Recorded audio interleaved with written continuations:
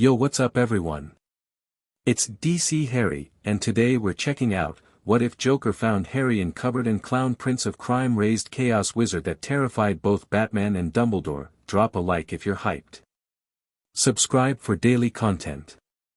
Let's get this story started. Chapter 1, The Doorstep Joke. The owl arrived at Privet Drive at 11:47 in the evening, which was either poetic or pointless depending on your feelings about owls. Albus Dumbledore stood at the corner of Privet Drive with his put-outer in hand, clicking streetlights into darkness one by one, and he watched the large tabby cat sitting on the garden wall of number 4 with the particular stillness of someone who knew they were being observed. He was in a good mood, all things considered. The Dark Lord was gone. The war was over. And a very specific one-year-old boy was about to be placed in the safest possible arrangement Dumbledore had been able to devise: blood magic, ancient protections, the whole elegant architecture of a plan that had taken him the better part of an hour to feel genuinely satisfied with. It was a good plan. He was good at plans. "Fancy seeing you here, Professor McGonagall," he said, without looking away from the streetlights. The cat became a woman with impressive speed and absolutely no patience. "How long have you known I was here?" "Since about 3 this afternoon." He smiled pleasantly. "Would you like a lemon drop?" She had opinions about lemon drops and about leaving infants on doorsteps in November, and she expressed both with considerable feeling while Dumbledore listened with the calm of a man who had already made up his mind. Hagrid was on his way. The boy would be delivered safely. The blood wards would do the rest. It was, as he had concluded, a good plan. What Dumbledore had not accounted for, could not have accounted for, in fairness, because there was no reasonable framework in which to account for it, was the Joker. He had come through the thin place near Blackgate Prison 3 weeks earlier. The dimensional membrane between Gotham City and the world that didn't have a proper name yet, the world of wands and cauldrons and things that went bang in magical ways, had always been fragile near Gotham. Something about the city's particular relationship with the impossible made the walls between realities thinner there than anywhere else. Gotham attracted the extraordinary the way drains attract water, and sometimes what came through the drain wasn't water at all. The Joker had not been looking for another world. He'd been looking for a way out of Arkham Asylum, which was, admittedly, a more modest goal. But when a door opened in the wall of his cell, not a real door, more like reality forgetting it wasn't supposed to bend there, he walked through it with the cheerful adaptability of a man who had long ago decided that surprise was the whole point of being alive. He'd spent 3 weeks in this new world. He'd found it delightful. Magic. Real, actual, no sleight of hand required magic. He'd watched a man in a pub turn his drink into a frog and then back into a drink without spilling a drop, and the Joker had laughed so hard he'd had to sit down on the cobblestones outside. He'd followed a woman in robes who kept operating from one end of a street to the other just to avoid walking, and he'd thought, yes, this is exactly the kind of world I was looking for without knowing I was looking for it. He'd also noticed, because he noticed everything, that the people in this world were celebrating something. There was a particular electric quality to the whispers in the odd little pubs and the narrow shopping streets he'd found himself exploring. Something had ended. Something big. The kind of big that made people who were usually careful start being careless, because they'd forgotten, temporarily, that the world was still full of things with teeth. He was, naturally, curious about what had ended. He found out the usual way. He grabbed a man in purple robes by the lapels and asked him directly, with a smile that communicated clearly that the quality of the answer would determine the quality of the evening for both of them. The man, whose name was Daedalus Diggle and who had been celebrating rather enthusiastically, told him everything. The Dark Lord. The war. The boy. The address. The Joker let go of Daedalus Diggle's lapels, straightened the man's robes with a thoughtful little pat, and said, "A baby. They're leaving a baby on a doorstep." "Blood wards," Daedalus said, still slightly strangled. "Ancient magic. Safest place in, a doorstep," the Joker repeated, and he was already walking. He reached Privet Drive at 11:52, which was 5 minutes after Dumbledore and McGonagall had retreated to the far end of the street to continue their argument about lemon drops and institutional responsibility, and 8 minutes before Hagrid was due to arrive on a flying motorcycle. Number 4 Privet Drive was exactly as aggressively normal as he'd expected. The garden was regulation. The curtains were the kind of curtains selected specifically to signal to the neighbors that you had curtains. There was a welcome mat that said welcome in a font that did not remotely mean it. And on the doorstep, wrapped in a blanket, was a baby with a lightning bolt scar on his forehead, looking up at the November sky with enormous green eyes and an expression of profound interest in everything. The Joker crouched down. He looked at the baby. The baby looked at him. Then the baby laughed. Not the uncertain, easily startled laugh of a child reacting to an unfamiliar face. A full, genuine, delighted laugh, the kind that came from somewhere deep and certain, the kind that said yes, this, exactly this. The baby reached up with one small hand and touched the white paint on the Joker's face, and there was a sound like a very small firecracker, and a tiny shower of purple sparks floated up between them and drifted away into the cold air. The Joker stared at the sparks. The sparks faded. He looked at the baby again. The baby was still smiling, the way people smile when they've made a very good joke that only they understand yet. "Ha," the Joker said. He looked at the letter tucked into the blanket. He picked it up. He read, "Mr. H. Potter, the doorstep, number 4, Privet Drive." He turned it over. Wax seal. Somehow that was the funniest part. All of this, the ancient sacrificial magic, the protection scheme, the grand design of a very old and very confident wizard, and the delivery method was a doorstep and a wax seal. He thought about the word safest and the way Daedalus Diggle had said it with absolute conviction while his robes were in a stranger's fists. He thought about what a doorstep actually protected you from, specifically, and the answer was, nothing. A doorstep was a place where you left things. It was not a plan. It was a gesture dressed up as a plan, and the difference between those two things was the most important difference in the world. He picked up Harry Potter. Harry made the sparks again, immediately, and grabbed a fistful of the Joker's green hair with tiny, iron-strong fingers and pulled, and the Joker said, "Ow," in a tone of genuine surprise, and Harry laughed. "You," the Joker said, "are going to be interesting."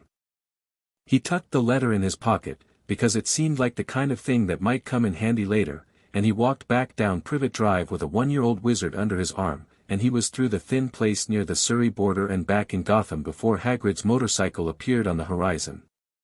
Behind him, a very large man on a flying motorcycle landed in front of a very empty doorstep, and stared, and said, "Blimey," in the specific tone of someone whose evening had just become someone else's problem. They found the thin place again 3 streets east of Blackgate, and came out the other side into an alley behind a Thai restaurant that was closed for the night. The Joker stood in the alley with Harry Potter balanced on his hip like he'd been doing it for years, and looked around at Gotham with the particular satisfaction of a man who has just acquired something genuinely unexpected. Harry looked around at Gotham with enormous eyes and said something that wasn't a word yet but had the cadence of one. "Yeah," the Joker agreed. "It's a lot." The first few months were, by any objective measure, a disaster. The Joker's penthouse. The Joker had several bases of operation across Gotham, and the penthouse in the Diamond District was the one he used when he wanted to feel civilized, which was occasionally, was not a child-friendly environment. This was an understatement of staggering proportion. There were chemicals on the kitchen counter that were not cooking chemicals. There were playing cards everywhere. There was a collection of novelty knives displayed on the wall that a child could absolutely reach once they learned to climb furniture, which Harry did at 7 months with an enthusiasm that suggested he'd been planning it. The Joker solved problems creatively. Always had. He bought a crib, mostly because the alternative was Harry sleeping in the weapons drawer, which even he recognized as suboptimal. He acquired, through means he preferred not to examine too carefully, a supply of formula and then later of actual food, and discovered that Harry would eat almost anything you put in front of him but would throw anything green across the room with impressive velocity. "That's spinach," the Joker told him, picking it off the wall. Harry looked at him with an expression that said, "I know what it is and that's why I threw it." Harley Quinn, who was in and out of the Joker's life with the unpredictable frequency of a weather system, came back from a 3-month absence to find a 1-year-old sitting in the middle of the penthouse floor surrounded by a slowly rotating ring of purple sparks, and she stood in the doorway for a full 30 seconds before she said anything. "Pardon," she said carefully, "did you steal a baby?" "Found," the Joker said, "from the kitchen." "There's a difference." "There is really, genuinely not. He was on a doorstep, Harley. Unattended. On a doorstep." Harley looked at Harry. Harry looked at Harley. He made the sparks go faster, watching her face for her reaction, and when she gasped and clapped her hands he laughed and made them go faster still, and something in Harley Quinn's chest did something it hadn't done in a while. "What's his name?" she asked. "Harry," the Joker said. "Harry Potter. He's a wizard. He's a baby. He's a baby wizard. They make sparks. He came out of the kitchen with a sandwich, which was just a sandwich, no unusual ingredients, which meant he was either in a domestic phase or he'd already eaten. Watch, Harry, do the thing with the chair." Harry looked at the chair. The chair slid 3 feet to the left. "Oh my God," Harley said. "Right?" The Joker sat down on the couch with the proprietary ease of a man showing off a good acquisition. "Tell me that's not the most interesting thing you've ever seen." Harley sat down next to Harry on the floor. Harry immediately climbed into her lap, which she had clearly not been prepared for, and sat there with the casual confidence of someone who had determined this was now his seat. He grabbed her pigtail. He examined it. He appeared to find it satisfactory. "Hi," she said softly. "Ha," Harry said, which wasn't a word yet but was trying very hard to be. Harley looked up at the Joker with an expression that was about 6 different things at once. "We can't raise a baby," she said. "He's not a baby," the Joker said. "He's a chaos wizard. There's a difference. He's literally 11 months old, he'll be older." The Joker bit into his sandwich. "That's how time works." Harry was older. Time worked the way the Joker said it did, which was the first of many things Harry learned that turned out to be true.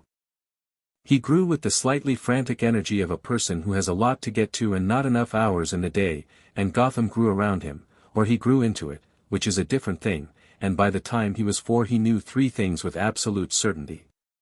1. Magic was real, and he had it, and it was the best thing in the world. 2. The city outside was full of people who wore masks and hit each other, and this was apparently normal, or at least regular. 3. The man with the white face and the green hair was his father, in all the ways that mattered, because he was the one who was there. The Joker never used that word. He never said dad or father or any of the soft words that other people used for that role, because soft words were not really part of his vocabulary. He called Harry, kid, in the early years, and then, the boy, and eventually just, Harry, with a particular intonation that meant mine without ever saying it. He taught Harry things with the randomness of a man who taught whatever he happened to be thinking about that day, which meant Harry's education was extraordinary in some areas and completely absent in others. He could pick a lock before he could ride a bike. He understood the theory of chaos mathematics before he understood long division. He could identify 17 different types of explosive device by smell, which was a deeply concerning skill for a 6-year-old, but he also knew how to make Belgian waffles from scratch and could recite the entirety of 2 Shakespeare plays from memory because the Joker had a complicated relationship with Shakespeare and considered it essential. "Why do I need to know this?" Harry asked once, sitting cross-legged on the penthouse floor with a copy of King Lear open in his lap. He was 7, and his hair was doing what it always did, which was everything except what you told it to. "Because Lear gives away his kingdom because his daughters say pretty things," the Joker said, not looking up from whatever he was currently constructing on the table. "And then he's surprised when it goes badly. That's dumb. That's the whole point. People give away everything they have because someone says what they want to hear, and then they act shocked when the person who wanted the thing stops pretending they care about the person who had it. He looked up. What do you learn from that? Harry thought about it with the serious focus he brought to anything the Joker asked him to actually think about. Don't give people things because they say nice stuff to you. Close. Better version. Don't give people power over you because you want them to like you. The Joker pointed at him with whatever he was building. There it is.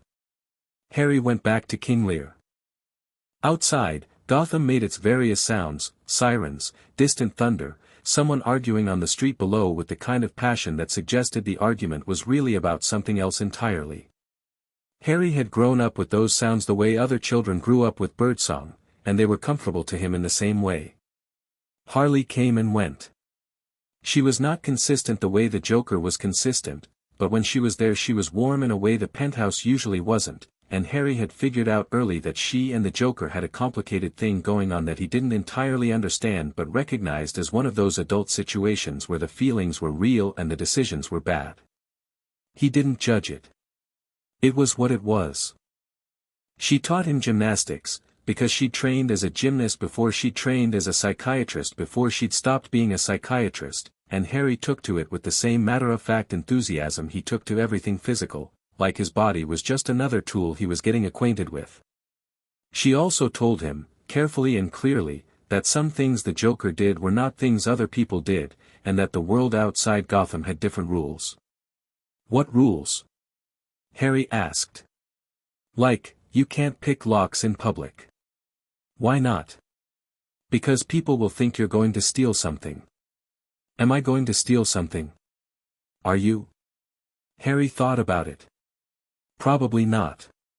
But I could if I needed to. Harley looked at the ceiling. Yeah, she said. That's kind of what I mean. She also told him once, when he was 8 and the Joker was in Arkham for one of his periodic visits and she was staying at the penthouse to make sure Harry didn't accidentally take apart anything structural, she told him that he'd had another family once. A mother and a father. That they'd died protecting him, which was why he had the scar on his head. Harry had touched the scar. He'd always had it. He'd never really thought about where it came from. They died for me, he said. Yeah. Harley's voice was careful. So they loved me. Really loved you. Your mum, they say she was extraordinary. Harry sat with that for a while. He didn't cry, which Harley had been prepared for. He just sat with it in that way he had, where you could see him filing something away, sorting it into the correct place in his head. Okay, he said eventually. Okay. I can't bring them back. I can't change what happened. What I can do is, he stopped. Looked at his hands. Made a small shower of sparks, unconsciously, the way other kids doodled. I can be worth it. What they did. Harley Quinn, who had a psychology degree and had spent years studying the human capacity for rationalization and coping, felt something crack open in her chest in a way that was completely unprofessional and entirely real. Yeah, she said. You can do that. Also, Harry said, and he was already moving on, already standing up, already heading for the kitchen with the mercurial energy of a child who processed things fast and completely, I'm going to be so good at magic that the world won't know what to do with me. Harley laughed. She couldn't help it. I believe you. The magic developed the way a river develops, not all at once, but constantly, finding channels and growing them and finding more channels. By the time Harry was 9 it wasn't just sparks. He could move things. Not just slide them, the way he'd done as a baby with the chair, but properly lift and direct and spin them. He could make light, real light, not just sparks, a clean white glow that he could shape into whatever he wanted. He made it into a bird once, when he was bored, and let it fly around the penthouse until the Joker walked in and shot it out of the air with a suction cup dart gun, and Harry burst out laughing and made 3 more. He could also do something the Joker had no framework for, and the Joker had a framework for most things. Harry could look at something that was broken, a machine, a lock, a clock, once a car engine, and understand it in a way that bypassed reading the manual.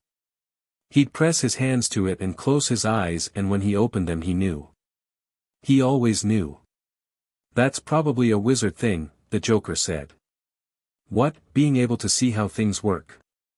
Understanding broken things. He was watching Harry with that particular look he got occasionally, not soft, exactly, but attentive. Focused.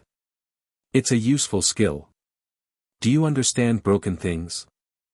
I understand that everything is broken, the Joker said. That's different but related. Harry had also, by age 9, been in 4 genuine combat situations, 3 times when someone came after the Joker in the penthouse and once when he'd been grabbed on the street by someone who'd clearly underestimated what the Joker would do about that, which turned out to be a considerable overreaction involving a large amount of smoke and at least one very startled police horse. Harry had come out of all 4 situations fine, partly because he was fast and he could think sideways. He got that from the Joker, the lateral thinking, the way of looking at a problem and finding the angle nobody expected, and partly because his magic had a habit of doing things in emergencies that he hadn't technically learned how to do yet. The second time someone broke into the penthouse, a pair of hired men who worked for a crime family that had an ongoing problem with the Joker, for reasons Harry had decided not to ask about. Harry had been alone. He was 8. The men had come through the window, which was a decent plan in theory, and Harry had been in the kitchen making toast. He heard them. He always heard things. He'd grown up in Gotham, ambient threat awareness was as natural to him as breathing. He put down the toast. He picked up the butter knife, which was not a weapon but was what he had, and he walked to the kitchen doorway and looked at the 2 men and said, "You're in the wrong place." The men looked at a small child with wild black hair and a butter knife and made a reasonable assessment. What happened next was not something Harry had ever done before or knew how to explain after. He reached out with the hand that wasn't holding the butter knife, and the 2 men slid across the room and hit the far wall and stayed there. Not pinned, just stopped. Like the air around them had become very firm and had no opinion about letting them go.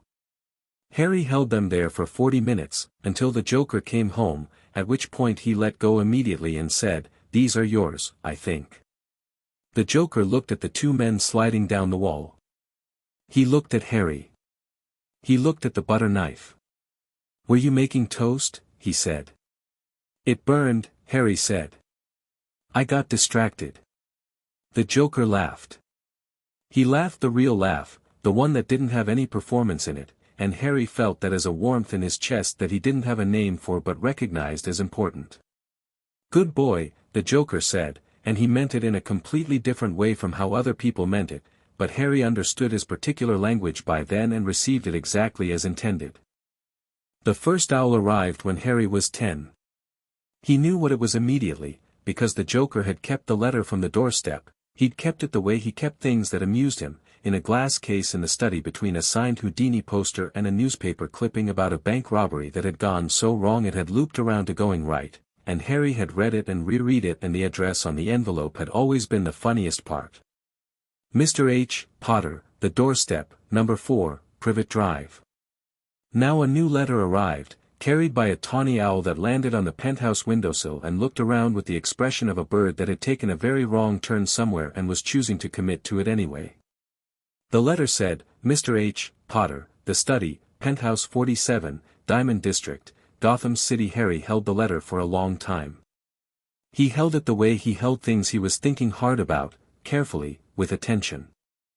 Then he turned it over and looked at the wax seal, A.H., surrounded by what appeared to be a badger, a snake, a lion, and an eagle, and something in his chest did a complicated thing. He didn't open it. He brought it to the Joker. The Joker read it. He read the whole thing, all of it, the invitation to Hogwarts School of Witchcraft and Wizardry, the list of required supplies, the note about first years not being permitted their own broomsticks, and when he was done he sat there in a way that Harry recognized as the Joker thinking about something seriously, which looked from the outside almost identical to the Joker not thinking at all. "Well," the Joker said. "It's a school," Harry said. "It's a school." The Joker put the letter down. He picked it up again. He turned it over. A school for magic. Your kind of magic. My kind of magic. They looked at each other. Harry was 10, and he was not tall for his age, and he had his mother's eyes and a face that was already showing the angular quality that would make him sharp and striking later, and he had 4 years of gymnastics and the Joker's particular way of holding himself that made him look like he was always slightly ahead of whatever was about to happen. "Do you want to go?" the Joker asked. The question was genuine. Not a test. Not a performance. One of those rare, clean moments where the Joker was just a person asking a question because he wanted to know the answer. Harry thought about it. A school for wizards. A whole other world, the world he'd come from, the world where people in robes operated down streets and turned drinks into frogs and where 2 people had died protecting him before he was old enough to know them. A world that had, according to Daedalus Diggle's information as relayed by the Joker over the years, an old man in charge of everything who had designed a plan to use Harry as a living weapon against a Dark Lord. A plan that had begun with leaving a baby on a doorstep. "I want to see it," Harry said. "I want to see all of it. The school. The whole thing. The world. What they made. What they think I am." Harry picked up the letter. He looked at the wax seal. "And then I want to show them what I actually am." The Joker smiled. It was a real one, not wide, not full of teeth, just a genuine, quiet smile that lasted about half a second before he covered it with something more theatrical. "We'll need school supplies," he said. "There's a list. There's a list." He stood up, and he was already moving with that kinetic, purposeful energy that meant he'd decided. Robes. A wand. Books. He paused. A cauldron. "It's on the list. They want you to bring a cauldron." He shook his head with the delighted disbelief of a man confronting something that was either the most ridiculous or the most wonderful thing he'd ever heard. "Harry." "Yeah. You're going to destroy that school." Harry grinned. It was the first time it looked really like the Joker's grin, not in the face, not in the structure of it, but in the quality, the sharp-edged delight, the thing underneath it that was genuinely, recklessly joyful. "Probably," he said. "But nicely." "There's no such thing as nicely," the Joker said, and went to find his coat. They went to Diagon Alley 2 weeks before the start of term. The thin place had moved since the Joker first found it. They moved, apparently, which Harry found logical in an annoying way, but the Joker had a talent for finding them that Harry had inherited, a sense for the places where reality was doing something unusual and interesting. The one they found now was in a parking garage in Bristol, and it opened onto a small courtyard behind a pub called the Leaky Cauldron, and they stepped through into the wizarding world for the first time together.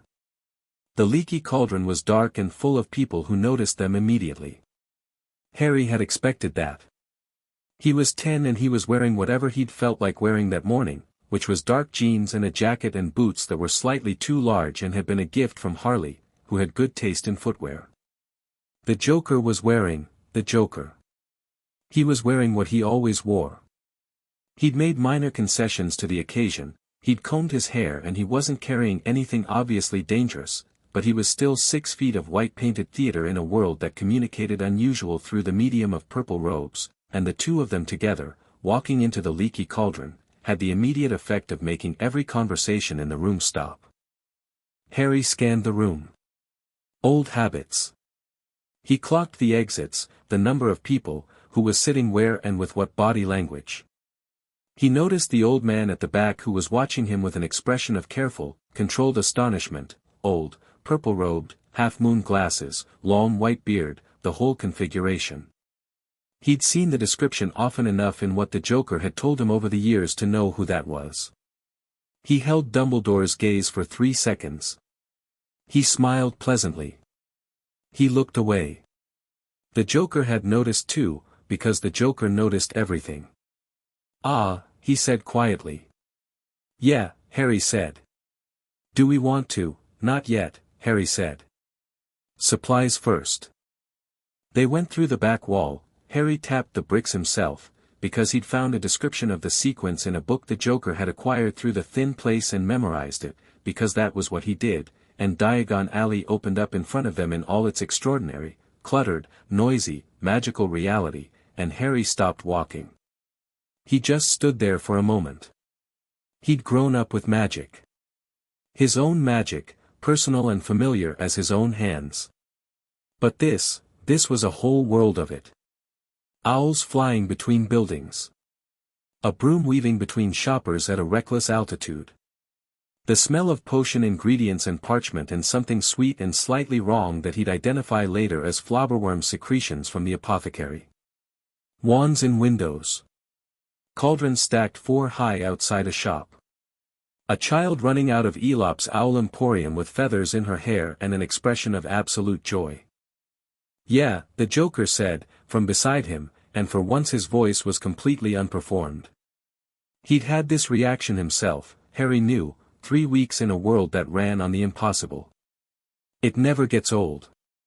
"Let's get the wand first," Harry said, because he wanted the wand more than he'd wanted almost anything, with a want that was clean and deep and bone-certain.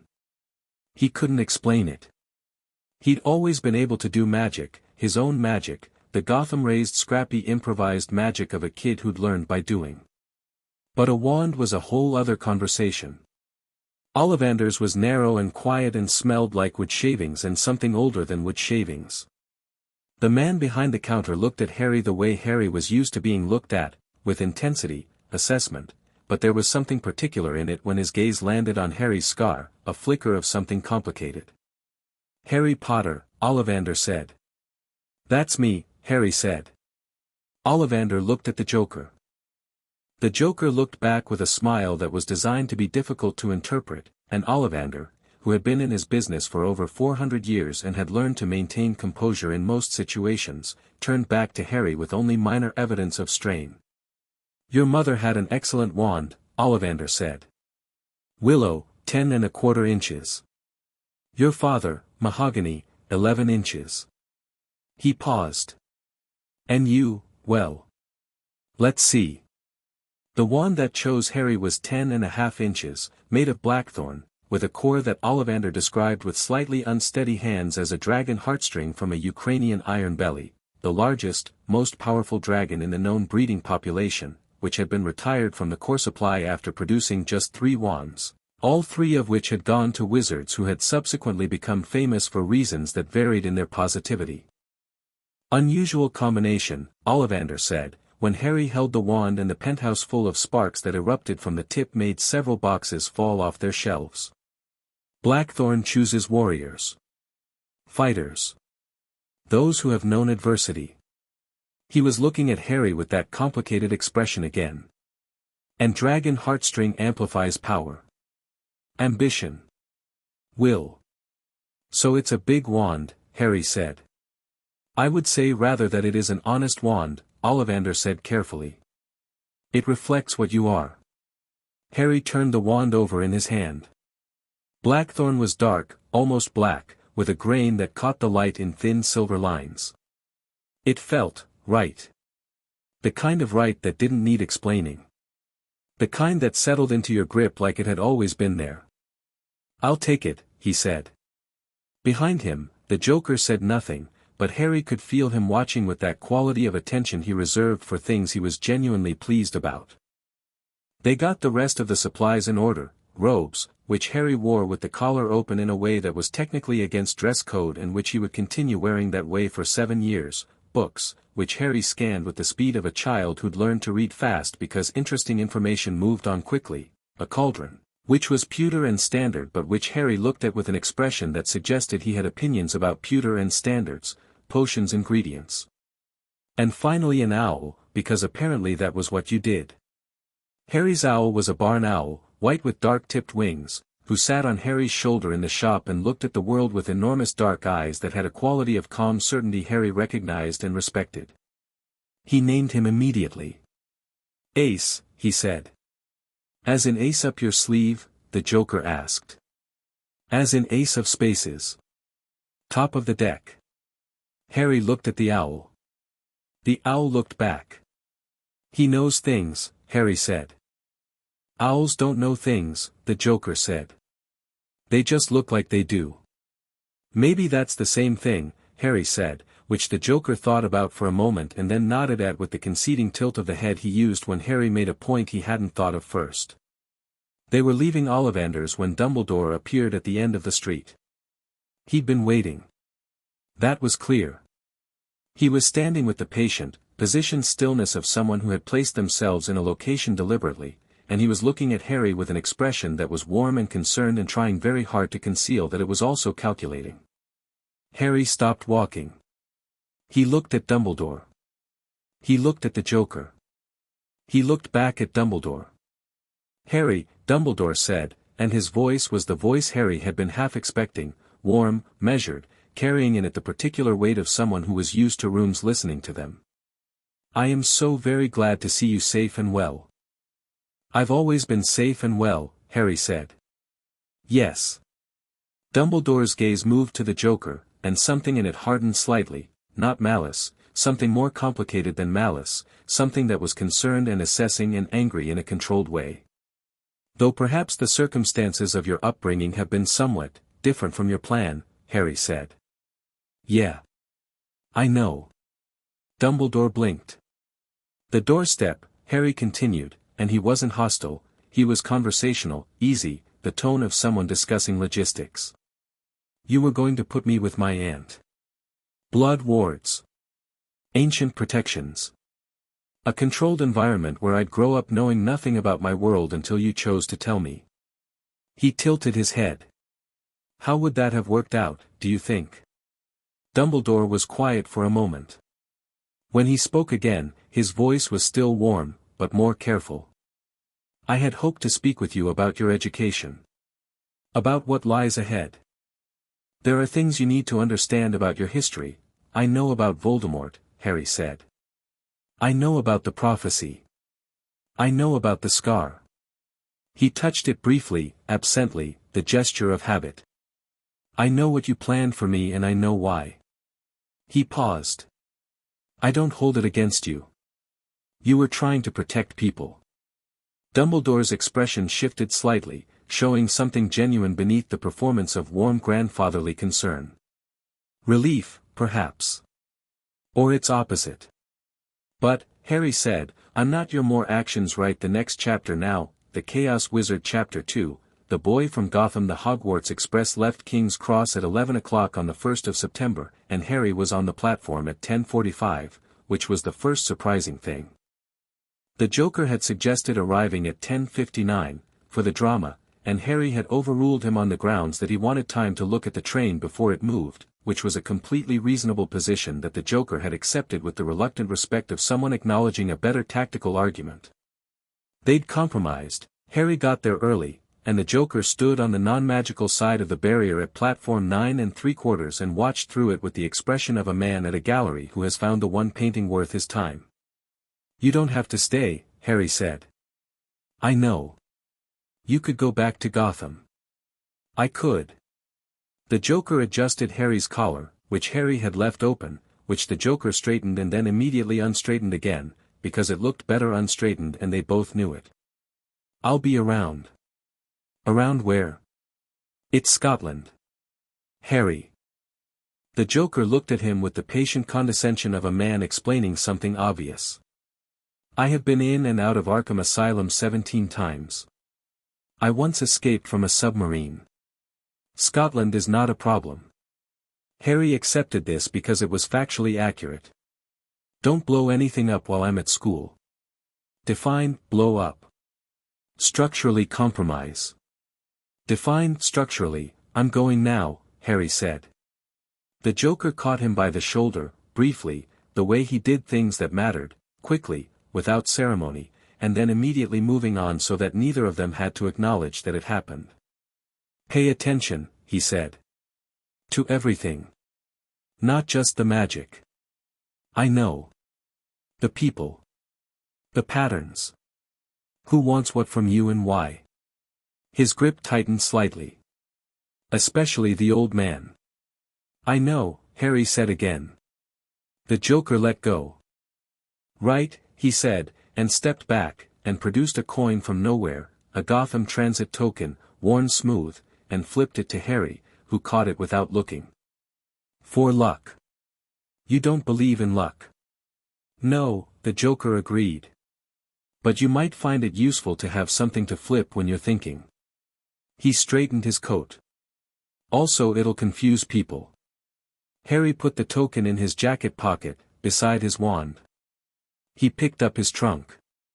He looked at the Joker one last time, really looked, the way he occasionally did, taking inventory of someone he was about to not see for a while. "Try not to get arrested," Harry said. "Try not to destroy the school," the Joker said. "Probably," Harry said, and walked through the barrier. The Hogwarts Express was red and enormous and smelled like coal smoke and the particular anticipatory energy of several hundred children who were about to do something that mattered. Harry found a compartment, loaded his trunk, settled Ace's cage on the rack overhead, and sat down and watched the platform fill through the window.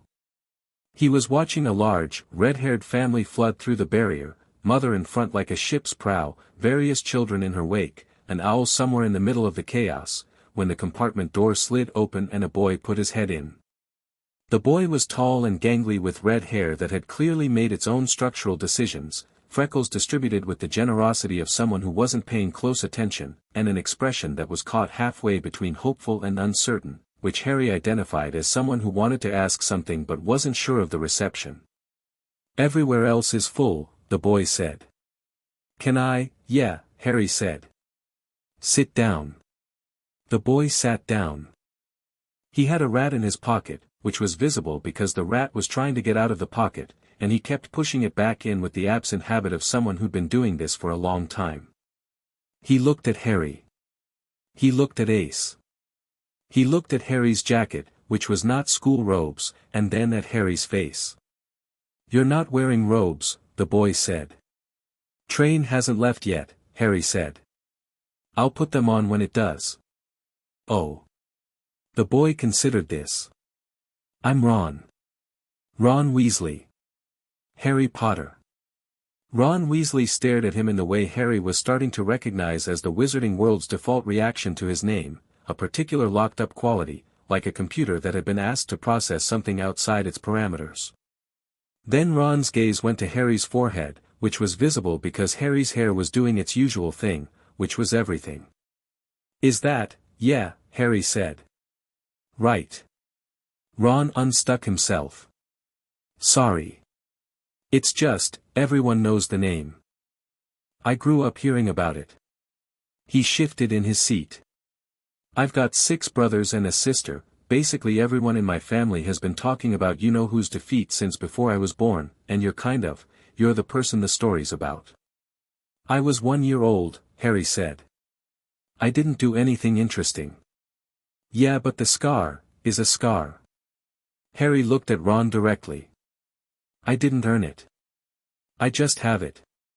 What I do from here is the interesting bit." He paused. "What do you do?" Ron blinked. "What do I? I'm going to Hogwarts." "I know. What do you do? What are you good at?" Ron's expression did something complicated, the flicker of someone who'd been asked a genuine question they weren't used to getting. He had 6 siblings, Harry had gathered, which probably meant he spent a lot of time being one of many rather than one of one. "Chess," he said. "I'm really good at chess. Mom says I think like a tactician." "Do you?" "I usually win," Ron said, which was honest in a way Harry appreciated. "And I know a lot about Quidditch. More than I probably should."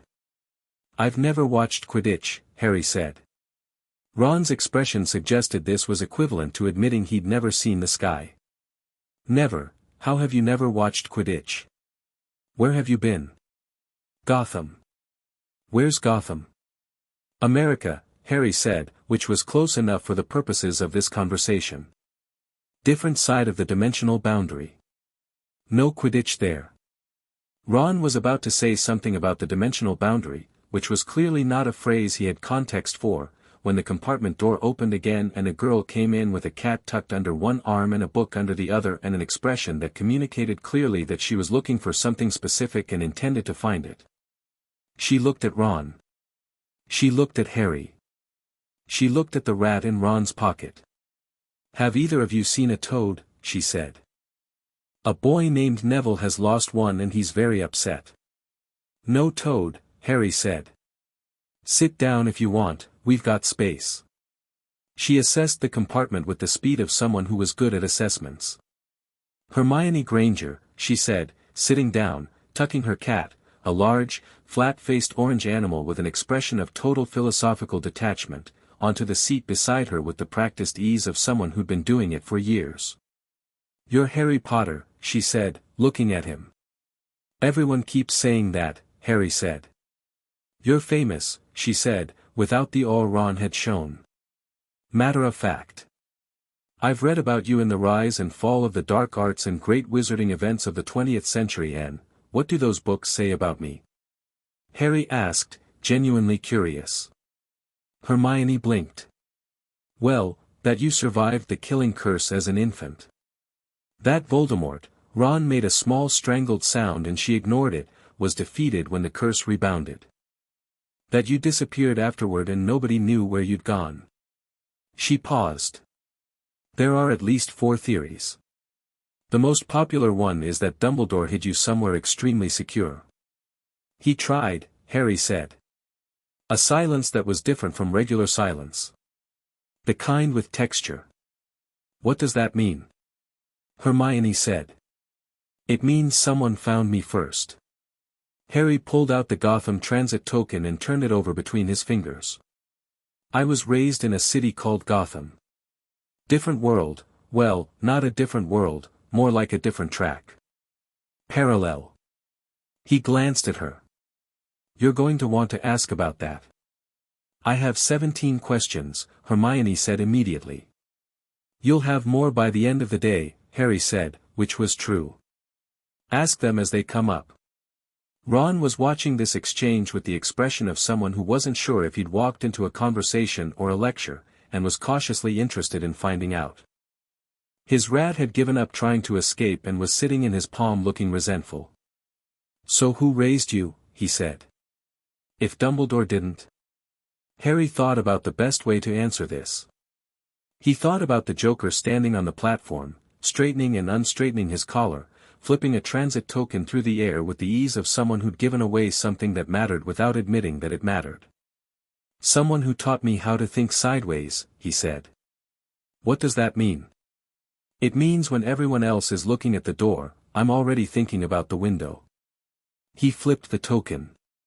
"And when everyone's looking at the window, I'm thinking about what's actually behind the wall." Ron and Hermione exchanged a look. Harry caught it, that particular sideways communication between people who just registered something that might be either fascinating or alarming, and hadn't decided which yet. He was used to that look. He was used to being the thing people hadn't decided about yet. "I like your owl," Ron said, which was the conversational version of a peace offering. "His name's Ace," Harry said. "He knows things. He's an owl." "Yeah," Harry said. "And?" Ron looked at the owl. The owl looked at Ron with the deep, unfazed certainty of an animal that had made its assessment and was comfortable with it. Ron looked back at Harry. "Okay," he said. The train began to move. They arrived at Hogsmeade Station to rain that wasn't malicious so much as thorough, the kind of Scottish rain that doesn't bother being dramatic about it, just commits fully to the task of being wet. Hagrid called first years across the platform and Harry saw him, enormous, warm, slightly frantic in the way of large people who worry about small things getting lost, and felt the peculiar pull of someone you don't know but somehow already have a relationship with. Hagrid noticed him too. Immediately. The way you notice something you've been thinking about for a long time. "Harry Potter," Hagrid said, and his voice was a complicated thing, warm and something else, something that Harry identified as guilt pressed down under a lot of enthusiasm. "I'm Hagrid." You were supposed to deliver me to Privet Drive," Harry said. Hagrid went the particular shade of red that accompanies realizing that someone you've been vaguely responsible for knows about your failure. Yeah. I was. I'm terrible sorry about that," I really am, I don't know what happened, I put ya down and when I turned back, it's fine, Harry said. And he meant it. Honestly. It worked out. Hagrid looked at him with enormous dark eyes that were full of emotion and wet from the rain in roughly equal measure. You're okay. You're all right. Ya didn't, wherever ya were, they were good to ya. Harry thought about the penthouse. About Sparks and Shakespeare and the butter knife. About Harley teaching him cartwheels in the living room and the Joker explaining King Lear with something in his voice that was almost but not quite fatherly. Yeah, he said. They were good to me. Hagrid's enormous hand came down on Harry's shoulder briefly, tentatively, like he wasn't sure of his welcome. Right, he said gruffly. Well. Best get in the boats, then. The lake crossing was extraordinary. Harry sat in a boat with Ron and Hermione and a small round-faced boy named Neville Longbottom, who was still toadless and mildly devastated about it, and watched Hogwarts appear through the mist and felt something he hadn't felt in the months of preparation, the reading, the Diagon Alley trip, the planning, something that bypassed all his defenses and landed clean. It was beautiful. Not beautiful in the way the Gotham skyline was beautiful, sharp and dangerous and lit from inside with something that was always slightly on fire. This was a different thing. Ancient and impossible and enormous, rising out of a lake in the Scottish mountains like it had always been there and everything else was the newcomer. Towers and turrets and lit windows throwing golden light on the water, and the smell of the lake and the cold air and the distant sound of the waterfall, and somewhere in it, 1100 years of people who could do what Harry could do, studying and practicing and occasionally blowing things up in ways that were probably different from his ways but fundamentally related. He looked at it and felt, arrived. The word came to him without effort. Like something clicking into its correct position. It's something, isn't it? Ron said softly, beside him. Yeah, Harry said. He was quiet for a moment, watching. Yeah, it really is. Professor McGonagall met them in the entrance hall with the kind of presence that made rooms pay attention, tall, tartan-robed, with the quality of a person who has been telling the truth to children for many years and does not intend to stop. She explained the sorting with the brevity of someone who had explained it many times and had learned to front-load the important information. Hat on head. Decision made. For houses. Move along. Harry listened carefully and asked no questions, which was tactical. He had questions, but he wanted to see the process before he asked them, and asking too many questions in front of 100 first-years was performing curiosity rather than having it. They stood in a line in the corridor while the ghosts came through the wall, which was extraordinary in a way Harry processed and filed quickly, because extraordinary things were only overwhelming if you let them stack up, and a ghost with a rough and a transparent aura of theatrical tragedy stopped directly in front of Harry with the expression of someone who just met a celebrity. Harry Potter, the ghost said. We do hope you'll be in Gryffindor. My old house, you know, I'll end up where I end up, Harry said pleasantly. The ghost blinked, which was impressive given that ghosts don't technically have eyelids. Ah, it said. Yes. Quite. Well. The doors opened. The great hall was fire and magic and 4 long tables of students turning to look with the collective curiosity of people who'd been waiting for something and weren't sure what.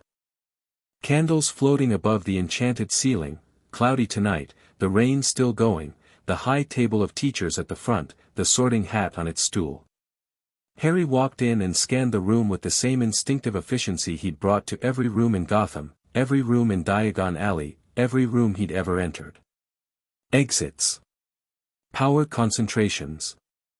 Who was watching with interest and who was watching with agenda? The teacher's table told him a lot. Dumbledore in the center, watching Harry with that controlled expression that was trying to look simply welcoming.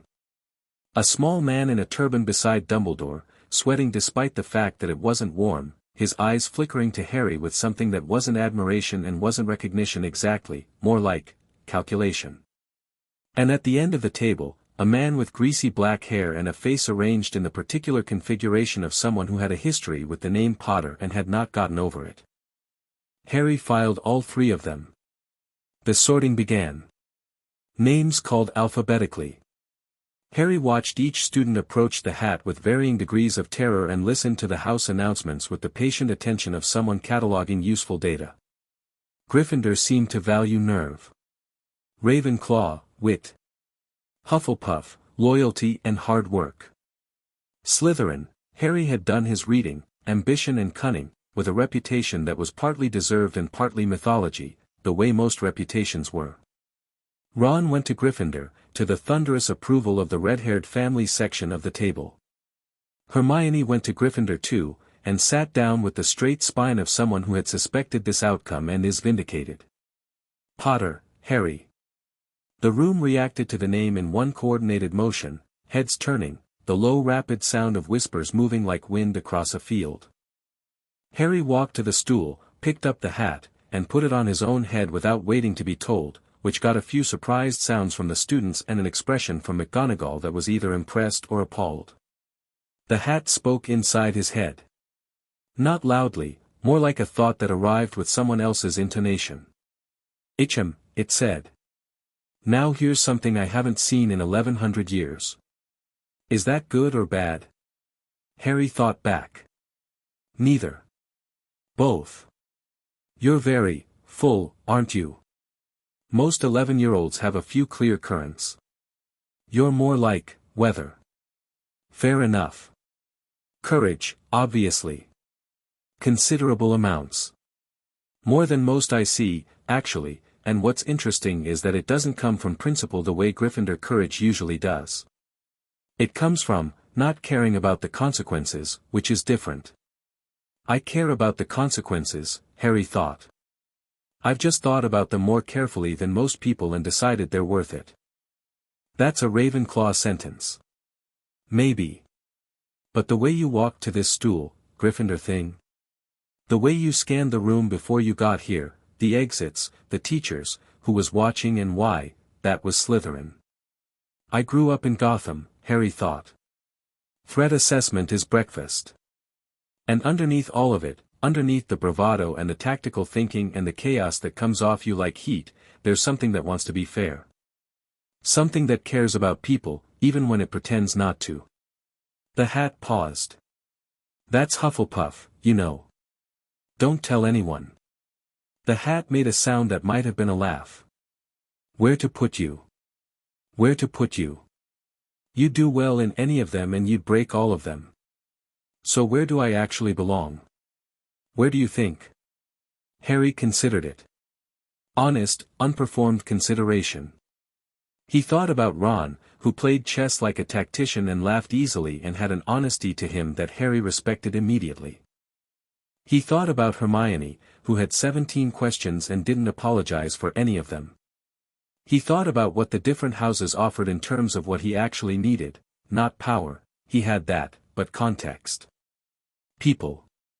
A place to learn how humans worked when they were at their best. You want to be somewhere you'll be challenged, the hat said, reading him easily. You want people who'll push back. Yeah. Then there's really only one option.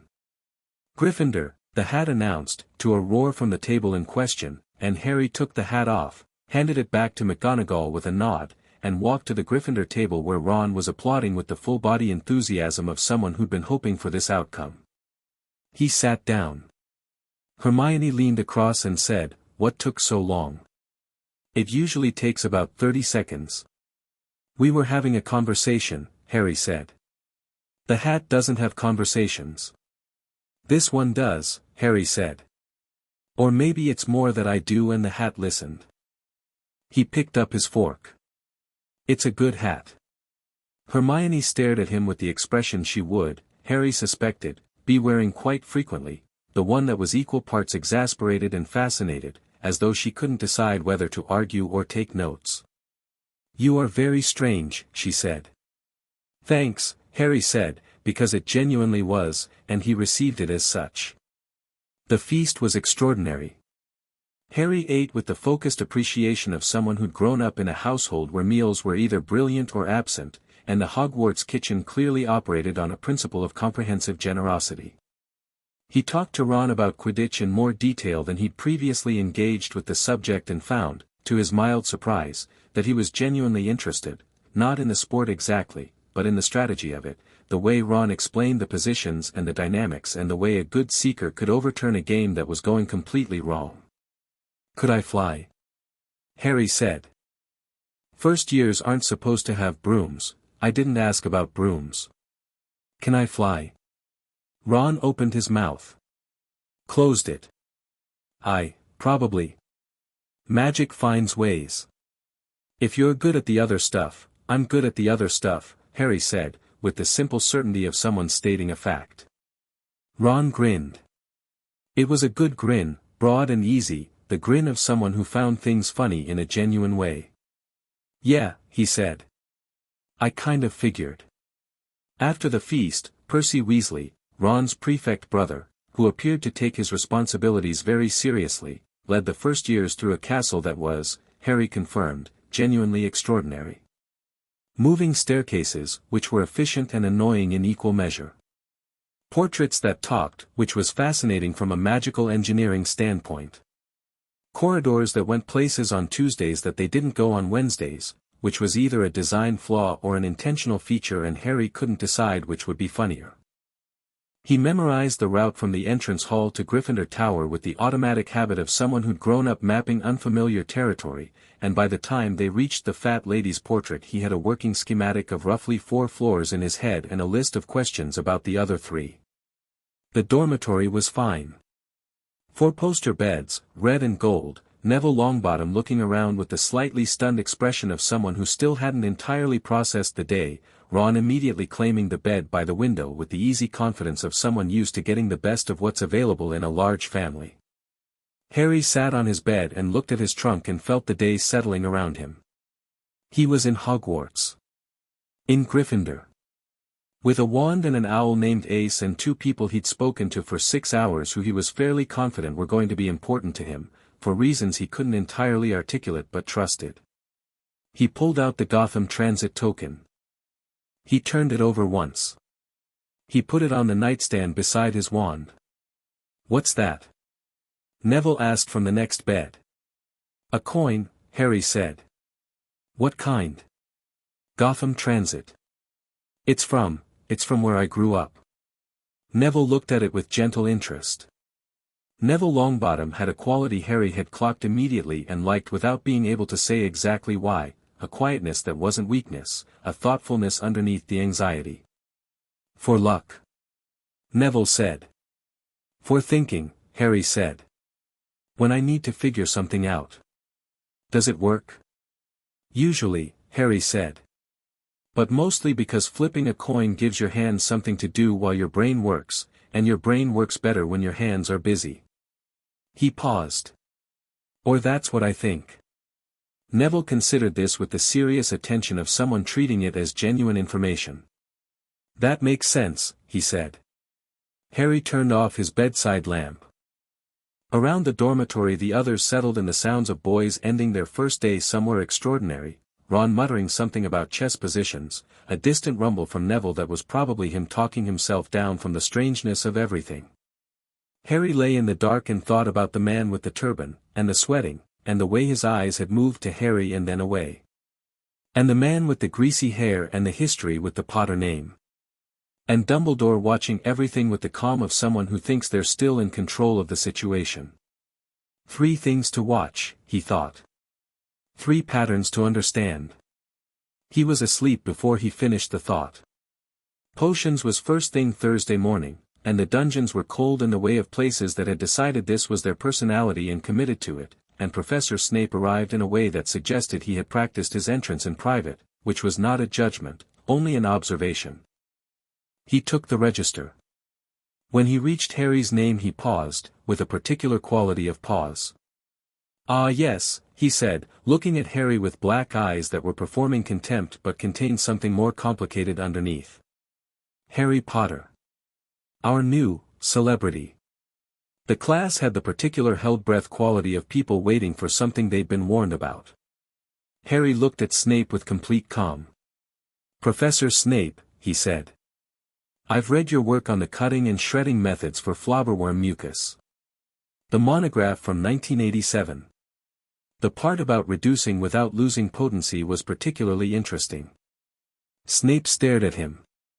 I had questions about the temperature variables, Harry continued. Maybe later. The class did not breathe. Snape's expression ran through several phases: surprise, reassessment, something that was almost but not quite respect, and then, because this was Snape, a retreat into the professional distance that was his default. We will see, he said, and moved on to the next name, and Harry heard Ron exhale very slowly from the stool beside him. How did you know about his monograph? Ron whispered. I read everything I could find about this school before I came, Harry said, equally quietly. Including published work by the faculty. Ron looked at him sideways. You actually researched all the teachers. It's a new environment with established power structures and people who have agendas. Harry was already uncorking his ingredients. Of course I researched the teachers. Ron was quiet for a moment, stirring something with the focus of someone trying to get it right. Then, I like how you think, he said. It's like chess. Everything's like chess, Harry said. The board just changes shape. Snape's class was, Harry discovered, genuinely interesting.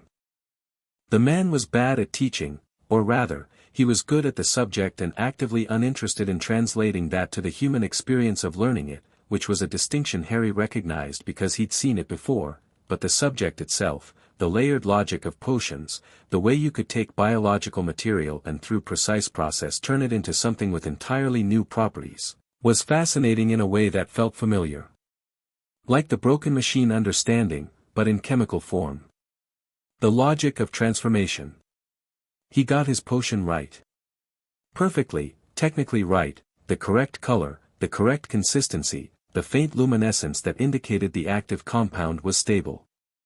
He did it without speaking much and without performing competence, just doing the work, and when Snape came around to check the class's work he paused at Harry's cauldron and said nothing for a moment. Acceptable, Snape said. Which, Harry had gathered from context, was Snape for exceptional. Thank you, Professor, Harry said. Flying lessons were the following Tuesday. Madam Hooch on the lawn with 50 first-years and their school brooms, explaining the basic commands with the crisp authority of someone who had been doing this for a long time and had the safety calluses to prove it. Harry listened to everything and then put his hand over the broom and said, up, and it came straight to his palm like it had been waiting. He wasn't the only one who got it on the first try, Hermione managed it on the third, Ron on the first, a few others scattered around, but what happened after was different for Harry. He got on the broom with the ease of someone who had done gymnastics since he was 4 and had a fundamental relationship with his own body's position in space, and when Madam Hooch released them for a short practice flight, Harry went up. Not just up. Up. 40 feet, 50, the ground falling away, the castle rising on his left, the forbidden forest dark at the edge of his vision, the sky enormous and cold and brilliant, and his whole body saying yes, this, exactly this in the same way it had when he'd held the wand for the first time. He hovered. He looked around. Below him, Madam Hooch was saying something that was probably, come down, with increasing emphasis. He could see Ron, grinning and waving from about 20 feet. He could see Hermione watching from the ground with her arms crossed and an expression that was 50% disapproval and 50% jealousy, which was probably the most honest thing about her he'd seen yet. He did a loop. Just one, clean and fast, because he could and because the sky was there and he was in it, and then he came back down to the correct height with the unhurried ease of a person who was exactly where they were supposed to be. Mr. Potter, Madam Hooch said, when he landed. I know, Harry said. You were 50 feet above the maximum instructional altitude. 53, actually, Harry said. I was counting. Madam Hooch looked at him. Her expression was the one Harry was collecting, the one that couldn't decide between the authority response and the genuine response. After a moment, the genuine one won. Natural, she said, which was only one word but carried a lot. Pure natural. It felt that way, Harry agreed. The week settled into a rhythm. Not a comfortable one, Harry wasn't a comfortable rhythm sort of person, but a coherent one, with its own internal logic that he was learning. Classes in the morning and afternoon, meals in the Great Hall, evenings in the Gryffindor common room where Hermione did homework with the systematic intensity of someone preparing for a war, and Ron played chess with anyone who'd sit opposite him, and Harry did both while also reading things that weren't on any syllabus. He got into arguments. Not fights, arguments, which were better, because in fights you just needed to be faster, but in arguments you needed to be right, and being right required actually knowing things. He had an argument with Hermione about wand theory in their second week that lasted an hour and a half and ended with both of them having changed their position slightly, which Harry counted as a win for the general project of being correct over the project of being victorious. He had a different sort of argument with Draco Malfoy on the third day. Malfoy had approached him in the corridor between Transfiguration and Charms with the energy of someone who had something rehearsed, a small cohort of supporters at his back, and the particular quality of someone who expected the social dynamics of a place to work in his favor. He was well-dressed and confident and had a face arranged in the expression of someone offering something they expected to be gratefully received. "I've heard a lot about you," Malfoy said. "Harry Potter. I thought we should get acquainted." He extended his hand. "Draco Malfoy." Harry looked at the hand. He looked at Malfoy. He did the thing the Joker had taught him, years ago, in the kitchen of the penthouse over a breakfast that was technically just cereal. He looked at what the person was actually doing underneath what they were presenting. Malfoy was performing an offer of alliance. But the cohort, the rehearsed quality, the studied casualness, this was an audition. He was testing whether Harry was the kind of person who could be brought into a structure. Whether Harry wanted to be seen with the right people. "You're the son of Lucius Malfoy," Harry said. Malfoy's expression went through something. "My father is an important man in wizarding society." "Yes. I know who he is." Harry met Malfoy's eyes directly. He supported Voldemort. The corridor had a particular quality of silence. Lots of people were. He was a Death Eater, Harry said, still conversationally, not hostile, just clear. And then when Voldemort fell, he said he'd been under the Imperius curse and walked away clean, which is either true or isn't, but either way, your family spent a lot of time and money being on a side that wanted people like my mother dead because of what she was. He tilted his head. "So when you come over here and offer me an alliance based on what our names are, I'm going to be honest, that's not the basis I'm interested in." Malfoy was very still. The rehearsed quality was gone. This was just him, trying to recalibrate. "I judge people on what they do," Harry said. "Not what their families did or what their names are. You might be genuinely interesting once you get out from behind all the performance." He picked up his bag. "Come find me when you're ready to be a person instead of a presentation." He walked away. Ron, who had been standing to his left, fell into step beside him with the careful silence of someone trying to decide whether to laugh. "That was," Ron said. "Was it too much?" Harry said. "It was, honest," Ron said.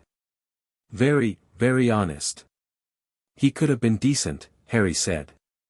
"People usually can, once you remove the performance." He glanced back. Malfoy was still standing in the corridor. "He's not dumb. He's just been told the wrong things about how to get what he wants. You can tell all that from one conversation. My father, the person who raised me, he talks about people the way other people talk about architecture. What they're built for, what they're built with, where the weak points are." Harry adjusted his bag strap. "It gets into you." "Your dad," Ron said. Not a question, more a careful approach to a subject he'd been curious about since the train. "You've mentioned him a few times." "But not a lot," Harry agreed. "What's he like?" Harry thought about it honestly. About how to describe the Joker to someone who had no framework for the Joker. About how to explain a person who was simultaneously the most dangerous and the most educational presence in his life. "He's the most interesting person I've ever met," Harry said finally. "And also the most complicated. He taught me everything that actually matters about how the world works. Not the nice version of how it works. The real version. He paused. And he was there. He was always there. That matters more than you'd think. Ron nodded slowly. He had the quality, Harry had been learning, of someone who understood family as a complicated, imperfect, essential thing, with 6 siblings and parents who loved you in practical ways that didn't always look like love in the storybook version. He got it. Is he coming to Parents' Day? Ron asked.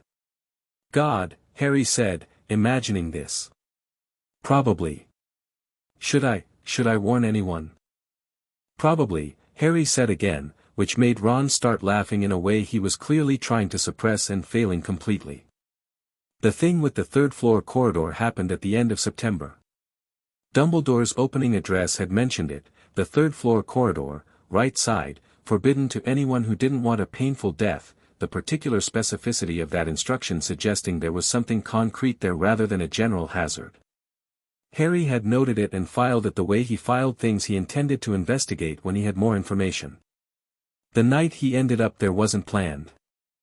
He was coming back from the library, he'd found a restricted section book he wanted to look at, which technically required a signed form from a teacher and which he'd managed without the form using a combination of the lock-picking skills that were illegal in most jurisdictions and a silencing charm he'd worked out on his own, and he took a wrong turn on the 7th floor, which took him to the 6th, which connected to the 5th by a staircase that had moved, and by a route that was technically his own fault. He found himself on the 3rd-floor corridor, right side, in front of a door.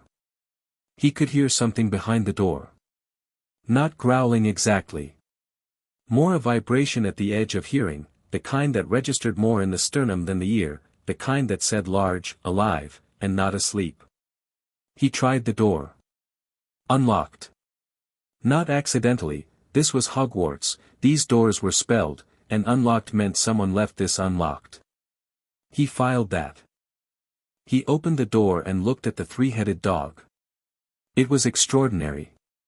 3 heads, each the size of a large boulder, all asleep, the floor beneath it vibrating slightly with the rhythm of its breathing. And beneath it, Harry could see, just barely, a trapdoor. He looked at the dog. He looked at the trapdoor. He looked at the room, which smelled like earth and animal and something faintly magical that he recognized as intentional enchantment rather than ambient magic.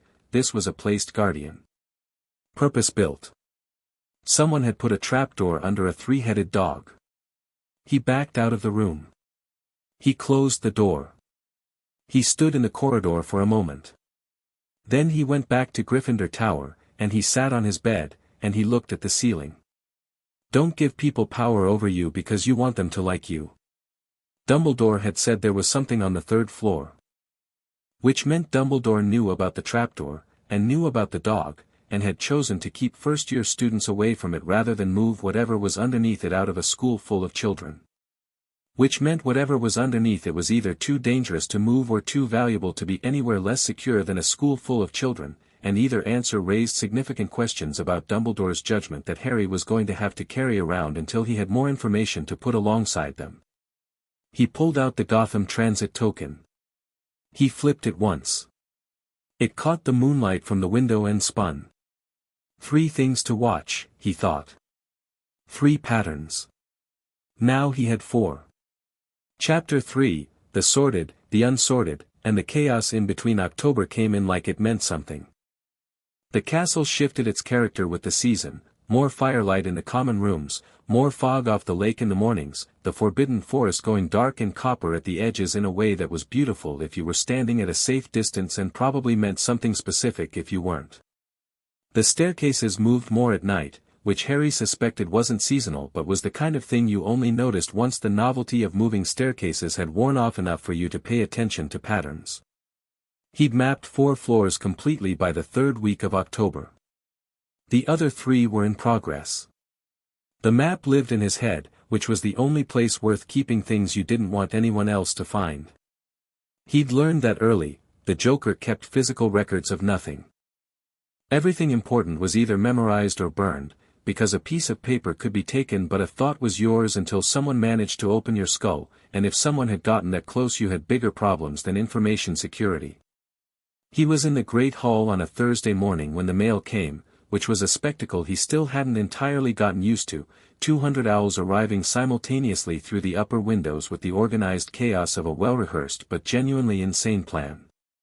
Ace landed on the table beside his breakfast with a small package and an expression of complete dignity about the whole enterprise. The package was from the Joker.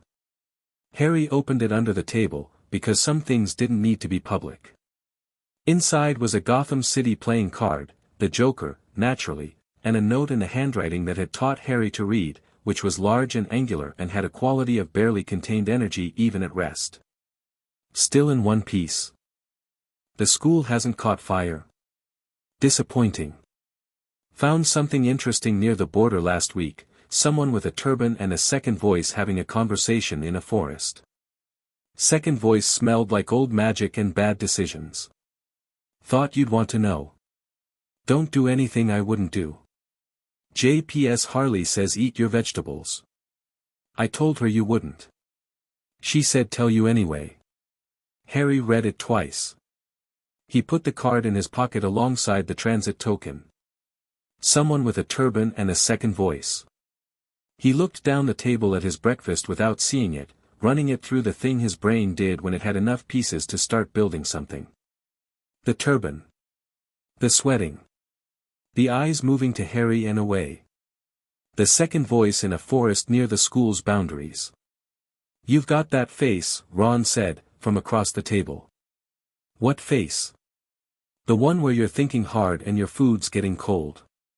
Ron pointed at Harry's eggs with his fork. Eat. You can think and eat at the same time, I've seen you do it. I'm always thinking and eating at the same time, Harry said, and picked up his fork. Ron. What do you know about Professor Quirrell? Ron considered this while chewing. Defense against dark arts teacher. Supposed to be rubbish, well, not rubbish, but nervous. They say he met a vampire in Romania and came back weird. Why? He's weird in a specific way, Harry said. Not trauma weird. More like, two things in one space weird. What does that mean? I'm not sure yet. He ate his eggs. What about his turban? He says it's a gift from an African prince. There's a rumor it's got garlic in it to ward off vampires, but that's probably just. Ron stopped. What are you thinking? I'm thinking that garlic for vampires is a commonly known myth that even a bad defense teacher would know is inaccurate, which means that if he's using vampire fear as an explanation for the turban, either he doesn't know his subject or he chose that explanation because it's obviously stupid. Hermione, who had been pointedly not listening while reading a textbook, very audibly turned a page. If it's obviously stupid, she said, still looking at her book, then people dismiss it without investigating it. Right, Harry said. Which means it's probably a deliberate distraction. She turned another page. I also think there's something wrong with Professor Quirrell. His magical signature is inconsistent. Harry looked at her. You can read magical signatures. I've been practicing. I read about it in Advanced Magical Theory. It's not technically a first-year skill, but the principles aren't complicated if you already understand. She stopped. Looked up from the book. Why are you smiling? Because you've been investigating him too, Harry said. You just didn't want to say it first in case I hadn't noticed. Hermione closed her book with a particular dignity. I notice things, she said. I know, Harry said. It's one of the better things about you. She looked at him for a moment with the expression that he was learning meant she was adjusting her assessment. His temperature is wrong, she said, more quietly. I sat close to him in the staff room last week, I was returning a book, and he was cold. Not cold like he'd been outside. Cold like, a specific kind of cold. Possession, Harry said. The word sat on the table between the three of them like a stone dropped in still water. Voldemort, Ron said, very quietly. Not you know who. Ron had stopped saying that around Harry within the first 2 weeks, because Harry said the name plainly every time and the habit was apparently contagious when the person demonstrating it showed absolutely no signs of falling over. You think Voldemort is possessing Quirrell? I think it's worth considering, Harry said. Which means the thing under the trapdoor. What trapdoor? Hermione said sharply. Third floor corridor, Harry said. Right side. Three-headed dog. Trapdoor underneath it. You went in there. She had moved past shocked and into something that was closer to resigned. Harry, door was unlocked, Harry said. Someone left it unlocked. I think it was an accident, honestly, the dog was asleep, nothing happened. He picked up his pumpkin juice. The point is there's something under the dog and Voldemort's inside Quirrell, and I think the connection is probably obvious. Hermione looked at him for a long moment. She had a very precise way of thinking, he'd noticed it over the weeks, the way she worked through a problem in visible sequential steps, which was different from his own process, which was messier and more parallel, more like several rivers running simultaneously and then meeting somewhere downstream. Different methods, similar quality of outcome. The Philosopher's Stone, she said. Harry looked at her. Nicholas Flamel, she said. He's the only known maker of the Philosopher's Stone, it creates the elixir of life. I read about it in an alchemical history text.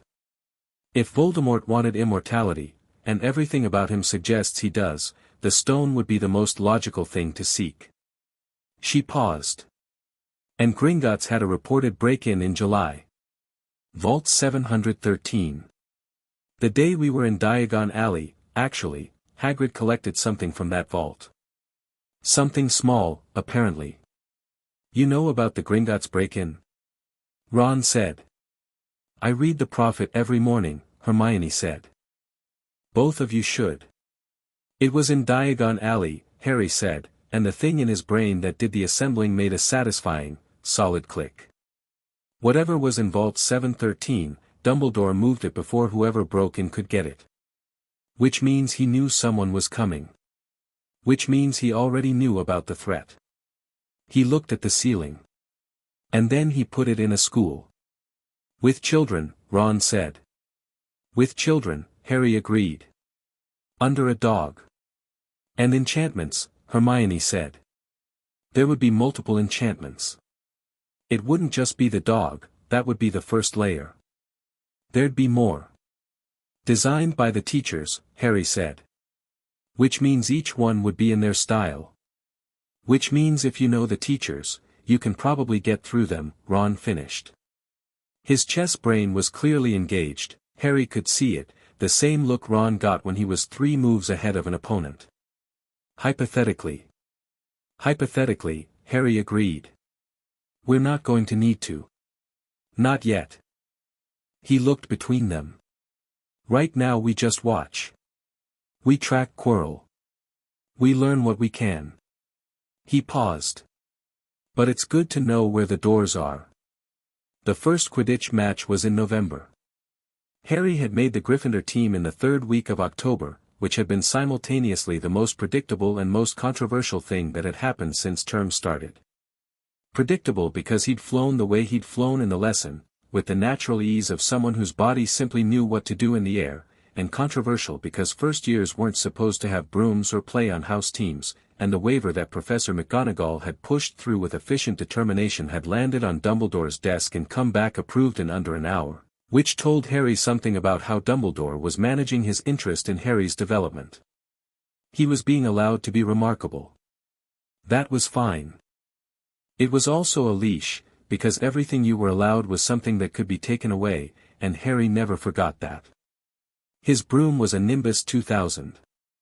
He unwrapped it in the dormitory while Ron watched with the reverence of someone in the presence of something holy. That's the fastest broom currently in production, Ron said.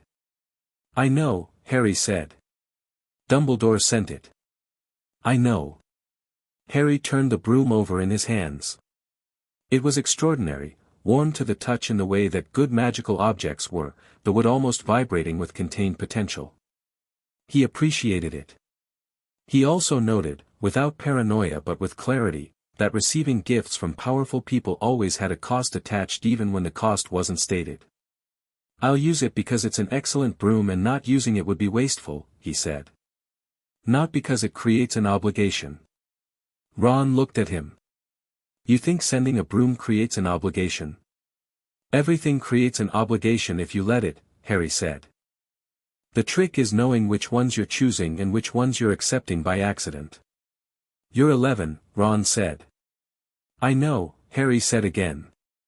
The match was Gryffindor versus Slytherin, grey cold November morning, the stands full of color and noise and the specific electric quality of people about to watch something fast and dangerous from a safe distance.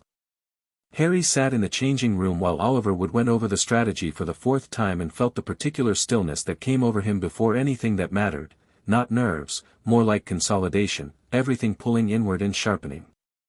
The snitch, Wood was saying. Harry, the snitch is your only concern.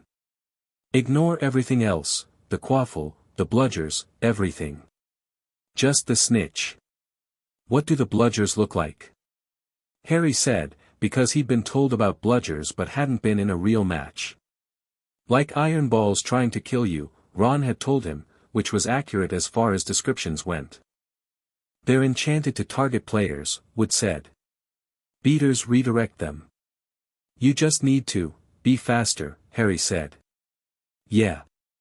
He was faster. He was faster than everything on the field, which he knew and filed away as useful but not a reason for complacency, because being the fastest thing in a given space only helped you if you were also the smartest thing in that space and could see what was coming before it arrived.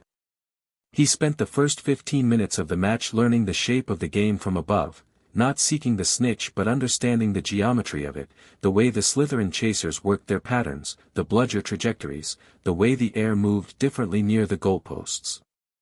Ron was watching from the stands. Harry could hear him, intermittently, through the noise, that particular voice when someone's emotionally invested and has lost the ability to be restrained about it. He spotted the snitch at 19 minutes. A small gold glint near the Slytherin goalposts, moving in a tiny, tight orbit around the left post with the focused energy of something that knew it was being hunted and was delaying the inevitable. He went. Later, the story that got told about his first match included the broom malfunction, his nimbus jerking and bucking at the 40-minute mark, throwing him nearly vertical while he clung on one-handed with the concentrated force of someone who had been trained in gymnastics and also did not intend to fall off a broom. The malfunction was short. The recovery was immediate. The subsequent dive for the snitch was, by most accounts, the fastest thing anyone in the Hogwarts stands had ever seen. What Harry was thinking during the malfunction was not panic. It was, this is deliberate. Someone is doing this to the broom intentionally. He completed the dive anyway. He caught the snitch in his right hand and nearly overshot the ground and pulled up 3 feet above the grass with a correction that made Madame Hooch make a sound that was either horror or admiration. The stadium erupted. He landed. He opened his fist and looked at the small golden ball sitting in his palm, wings still beating. Hermione appeared at his shoulder within 30 seconds, slightly out of breath. It was Snape, she said. He was muttering a jinx. I could see him from our row. I knocked into Quirrell to break his concentration, which may or may not have been the right approach. Why Quirrell? Harry said. Because I could see him muttering too, Hermione said. And I thought, if Snape was jinxing the broom, maybe Quirrell was countering it. Or, I'm not sure. Either way, knocking into one of them seemed like the logical intervention.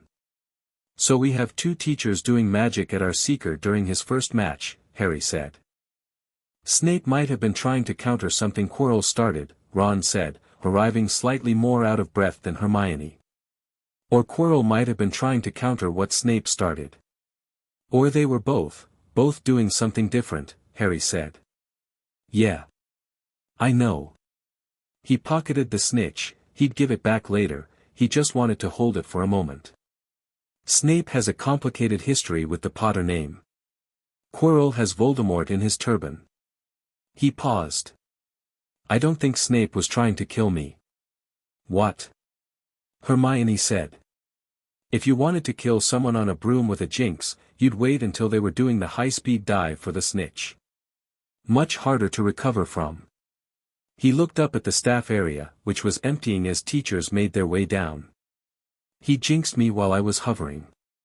That's a message, not a method. He looked at the snitch. He was telling me he could. The silence that followed this had a particular quality. Your brain is frightening, Ron said. Thanks, Harry said.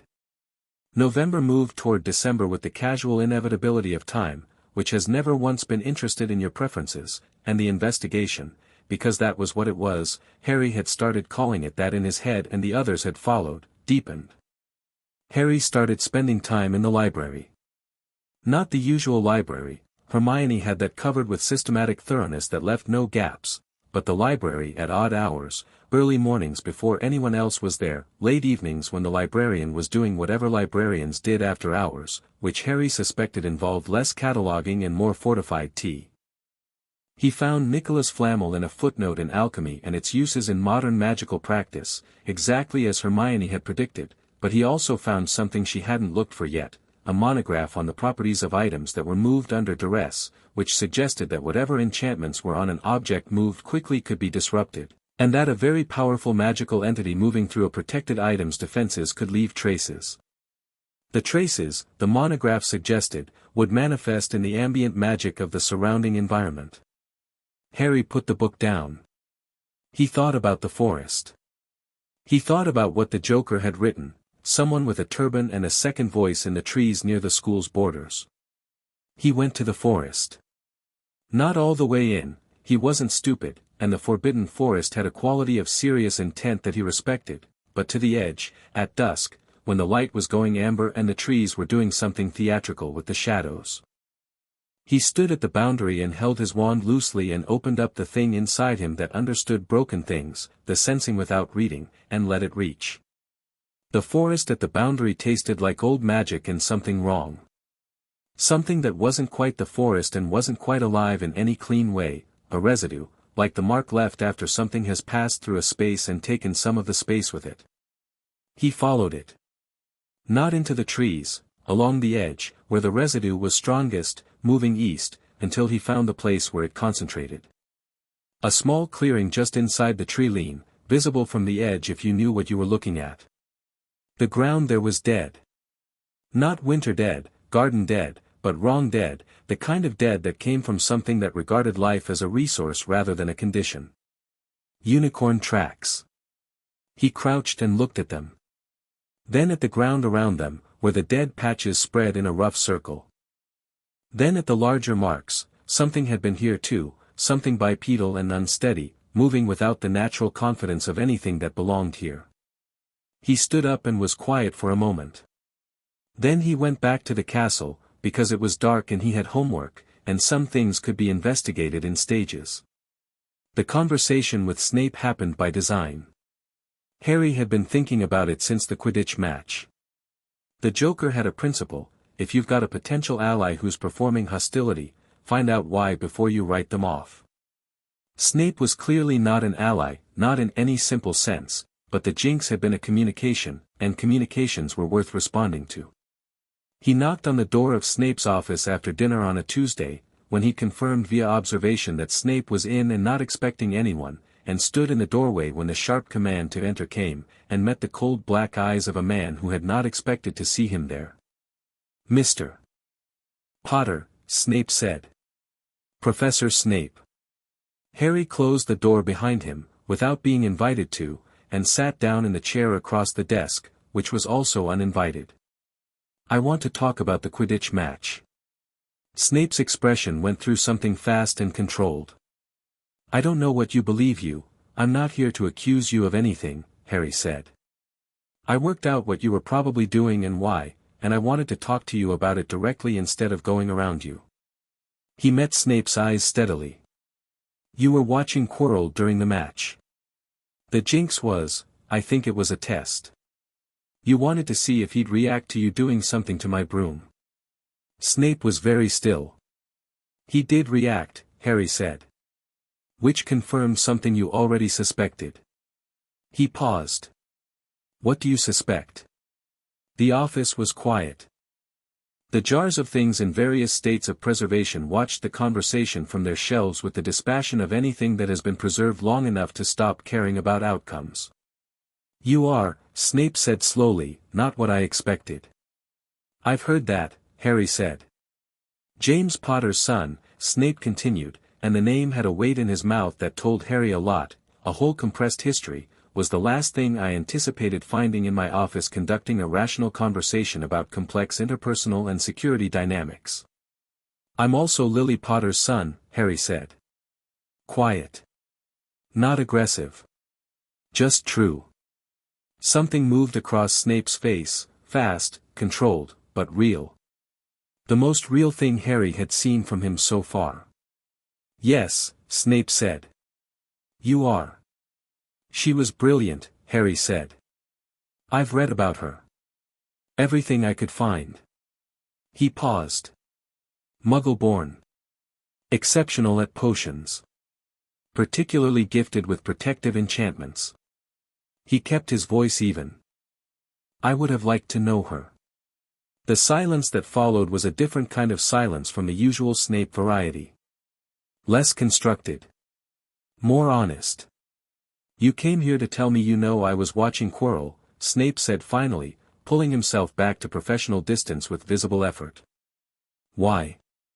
Because if you know something about what he is, or what he's doing, and I know something about what he's doing, and we spend the rest of the year being hostile to each other for reasons that are about history and not about the present situation, Harry spread his hands. That seems inefficient. You want an alliance, Snape said, with the tone of a man testing the word in his mouth. I want to understand the situation correctly, Harry said. What you do with that is up to you. He stood up. I think Quirrell is hosting a very powerful dark entity. I think that entity is interested in whatever's under the third-floor trapdoor. I think Dumbledore knows about the threat and has made a calculation about how to handle it. He picked up his bag. I also think you've been watching Quirrell since before the term started, which means Dumbledore either told you or you figured it out yourself. Snape looked at him for a long moment. Your mother's eyes, he said quietly, almost involuntarily. Then, more controlled, and your father's insufferable certainty. I prefer well-founded confidence, Harry said. The edge of something, not quite a smile, but adjacent, crossed Snape's face and disappeared. Get out of my office, Potter. Good talk, Harry said, and left. He was in the corridor and 3 steps away when the door opened behind him. Potter. He turned. Snape was in the doorway, his expression the carefully composed version. The stone under the trapdoor, he said, is guarded by more than the dog. 7 obstacles. Each designed by a different teacher. A pause. You would be correct in assuming that the weakest link is not the one I designed. He went back inside and closed the door. Harry stood in the corridor. He turned the transit token over twice. The weakest link. Quirrell's obstacle. Christmas came and most of the school went home for it. Harry stayed, partly because going back to Gotham for 2 weeks felt like interrupting something mid-sentence, and partly because a castle with 500 fewer students in it was an entirely different kind of castle, quieter and more navigable, full of possibilities that the academic term compressed out of existence. Ron stayed too, which Harry appreciated more than he said. Ron's family had wanted him home, but Ron had said he'd rather stay with Harry, and when Harry pointed out that his family obviously wanted him home, Ron said, they'll have Fred and George and Ginny and Percy, they've got enough people, with a shrug that was doing a lot of emotional heavy lifting. Harry accepted it without pushing on the weight, because that was what you did. They played chess every evening in the common room in the firelight, and Harry lost every game for the first 3 days and won the 4th by a margin so narrow that Ron accused him of letting it happen on purpose, which was partially true. Harry had been studying Ron's patterns. He always did that, watched and learned and then applied. Ron's chess was aggressive at the center and conservative at the flanks, which was a style that won most games decisively and lost the unusual ones badly. You leave your king exposed when you're pushing the center, Harry said. I know, Ron said. It's a calculated risk. The calculation only works if your opponent doesn't know you're doing it. Most people don't. I do now, Harry said, and took his bishop. Ron looked at the board. He laughed, the real laugh, sudden and full. Yeah, he said. Fair enough. He moved his knight. Your father. The one who raised you. He kept his eyes on the board, giving Harry the option of not answering if he wanted. He taught you to do that? Watch people. He taught me to read the room, Harry said. Rooms, people, situations. What's really happening underneath what's being presented? He moved a pawn. He said the biggest mistake people make is taking the surface at face value. Sounds like a smart man. He is, Harry said. He's also a criminal. A serious one. He said it the way he always said it when it came up, not apologetically, but straightforwardly. It was a fact. Facts were better stated directly. He's not good, by most definitions. He does terrible things. But he's always been completely honest with me. About what the world is. About what people do to each other when they think they can. He moved his rook. I think that's why he took me. He found a magical baby on a doorstep and thought, this one isn't going to be lied to. Ron was quiet for a while. Thinking and playing, which he could do simultaneously. Do you think he loves you? He said eventually. Harry thought about the transit token. The collar straightened and unstraightened. The sandwich that was just a sandwich. I don't know if that's the word he'd use, Harry said.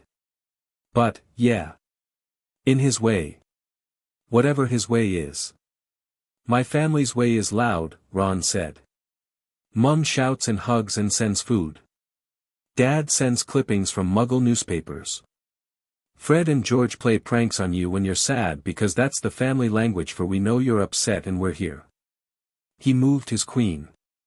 Different ways. Same thing, maybe. Yeah, Harry said. Maybe.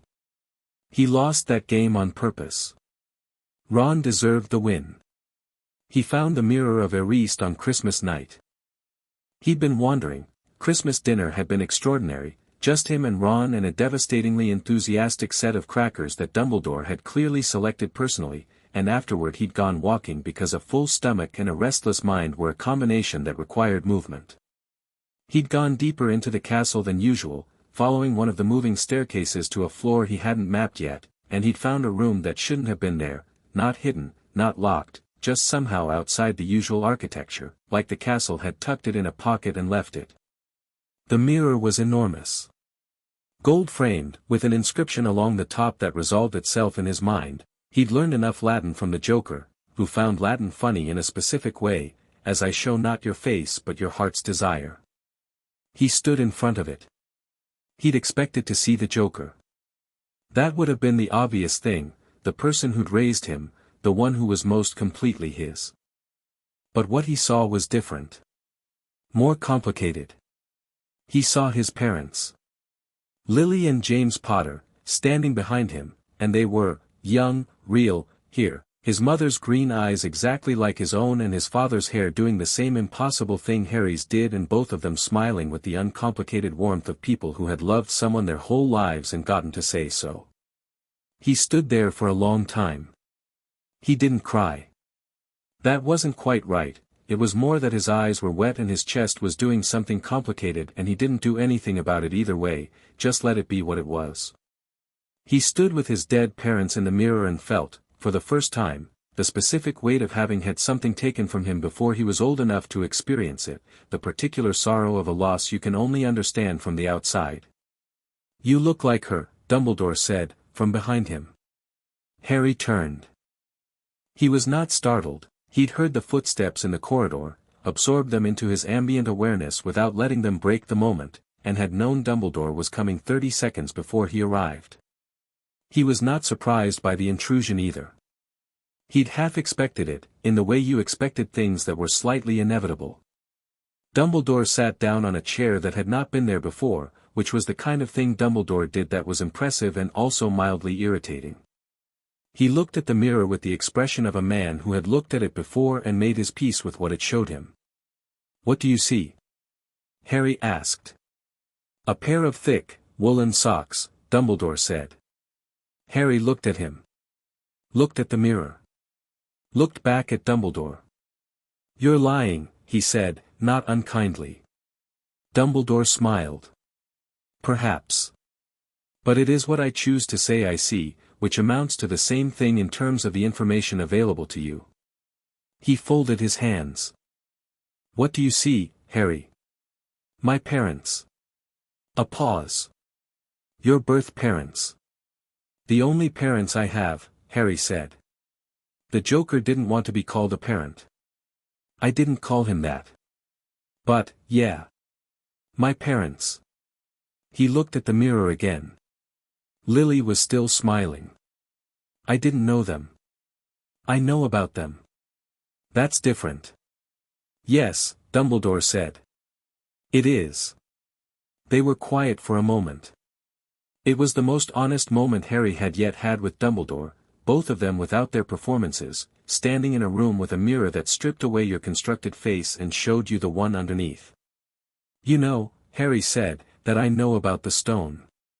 I suspected, Dumbledore said. And you know that I know about Quirrell. A longer pause. You are perceptive. I am my father's son, Harry said, meaning the Joker, watching Dumbledore's expression adjust to that reframing. He taught me to read situations. Yours is, it's a very good plan, in some ways. You moved the stone somewhere protected, you set up guardian enchantments, you kept it close so you could monitor any attempts on it. He tilted his head. The problem is that the enchantments have a weakest link. All enchantments have a weakest link. Quirrell's is the weakest one, Harry said. Because Quirrell is the threat. He picked up his wand from where he'd set it. I think you know that, or you're close to knowing it.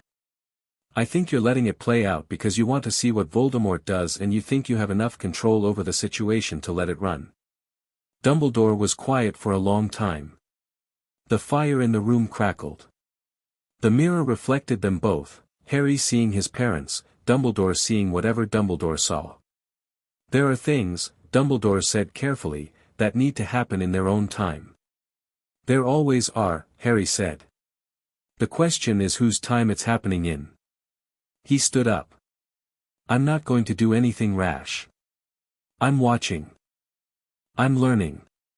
But I want you to know that I know, and that if the plan goes sideways, I won't wait for permission to act. Harry, I'm not being defiant, Harry said. I'm being clear. There's a difference. He looked at the mirror one last time. His parents smiled. Good night, Professor. He walked out. He didn't look back. January came and the investigation took on a new urgency, because Harry found the unicorn blood. He was in the forest again, properly in it this time, with permission, helping Hagrid with something involving a nest of bowtruckles that had gotten aggressive, and he found the trail. Silver blood in the undergrowth, luminescent in the low light, moving in a ragged line through the trees with the uneven pattern of something that had been traveling hurt and getting worse. Hagrid, Harry said. Hagrid came over and looked. His face did something complicated. Oh no, he said, quietly. Oh, that's bad. Something's been draining unicorns, Harry said. Something bad enough to do that, Hagrid stopped. He looked very seriously uncomfortable. Has to be in terrible pain already, Harry said. Unicorn blood keeps you alive even when you're nearly dead. But the curse that comes with it, he'd read about it. He'd read about a lot of things. A half-life. Cursed, diminished, barely alive. He crouched by the blood. Something that desperate doesn't have many options left. Harry, Hagrid said. You shouldn't, I know what it is, Harry said. He stood up.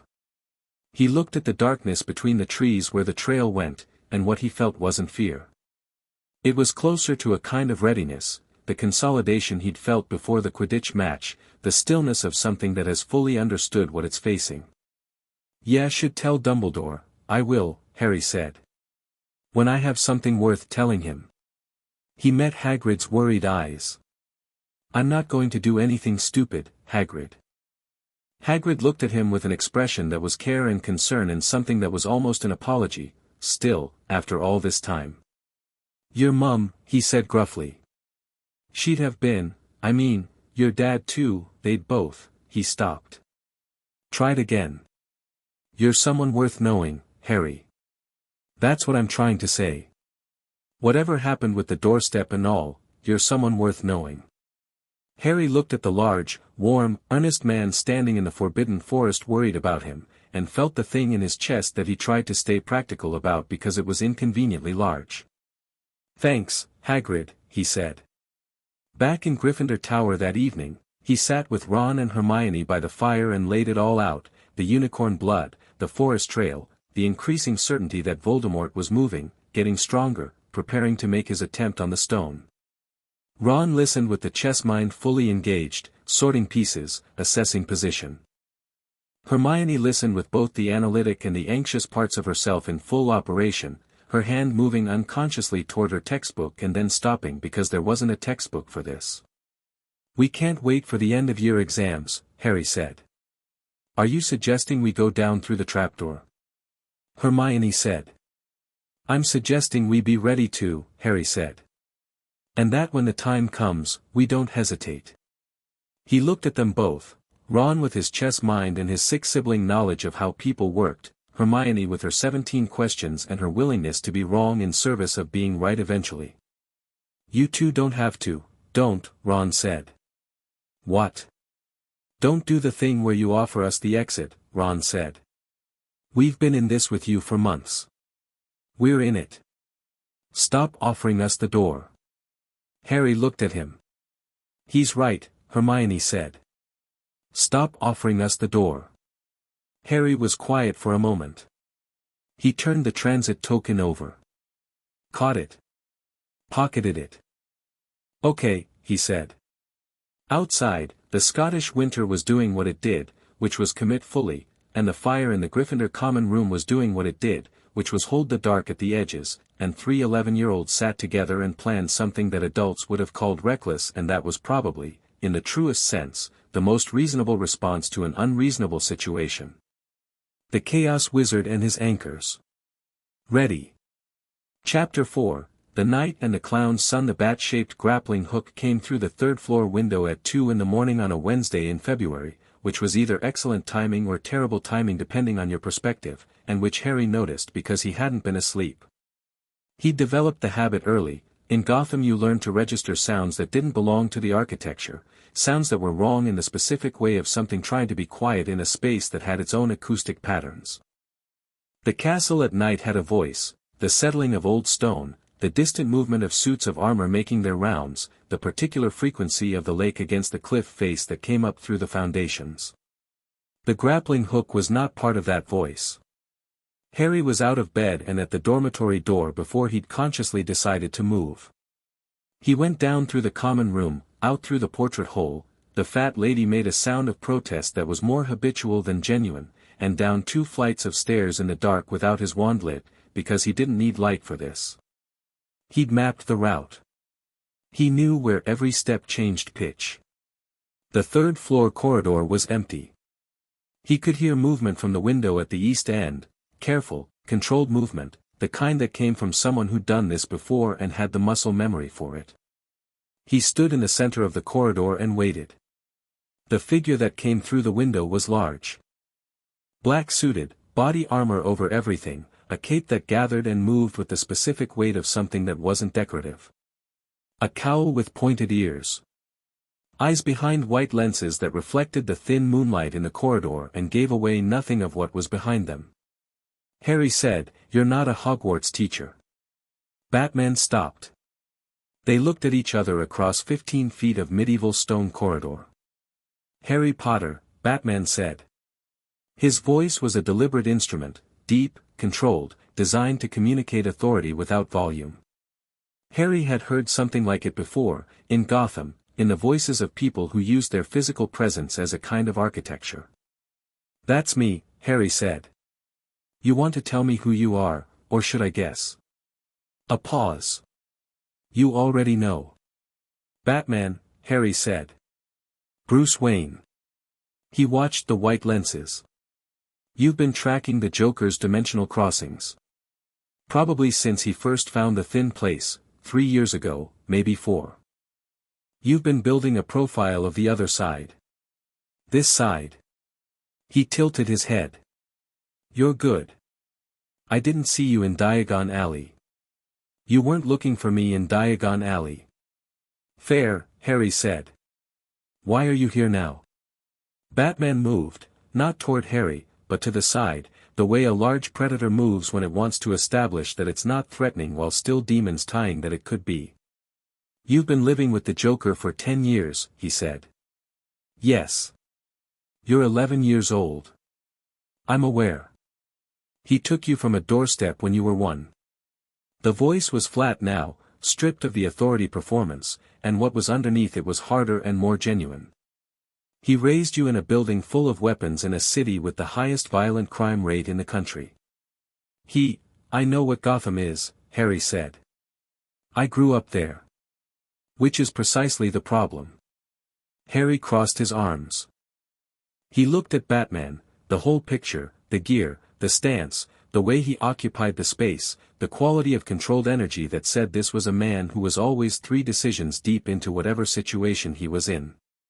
He'd heard about Batman from the Joker, obviously, and from Gotham itself. The city had a relationship with its Dark Knight that was complicated and old and deeply codependent in ways that both parties would deny. You're not here to arrest anyone, Harry said. You can't arrest anyone here. Different jurisdiction, different world, your badge means nothing. He uncrossed his arms. So why are you in a school at 2 in the morning? To see you, Batman said. Simply. The performance was all the way gone now. Harry waited. He took a child, Batman said. And I've been tracking him for 11 years trying to understand why, he stopped. Which was notable because Harry suspected Batman very rarely stopped mid-sentence. What did he do to you? He raised me, Harry said. He's not capable of, he is, Harry said, and his voice was quiet and certain and had no argument in it. I know what he is. I know what he's done. I know who he is in Gotham, what he represents, what the body count of his choices looks like. I'm not confused about any of that. He held Batman's gaze, or the white lenses that were functioning as eyes. And I'm also telling you that he raised me. Those things are both true. Silence. The castle shifted around them, the old stone doing its slow thermal contraction, a suit of armor somewhere distant making a sound like someone sitting down carefully. You're defending him, Batman said. I'm being accurate about him, Harry said. There's a difference. He turned and started walking toward the window, not away from Batman but to the side, the way you move when you want to change the spatial dynamic of a conversation. Come on. We can't stand in this corridor. There's a troll path that the caretaker's cat uses for a western patrol at 2:30 and I don't want to explain this to Filch.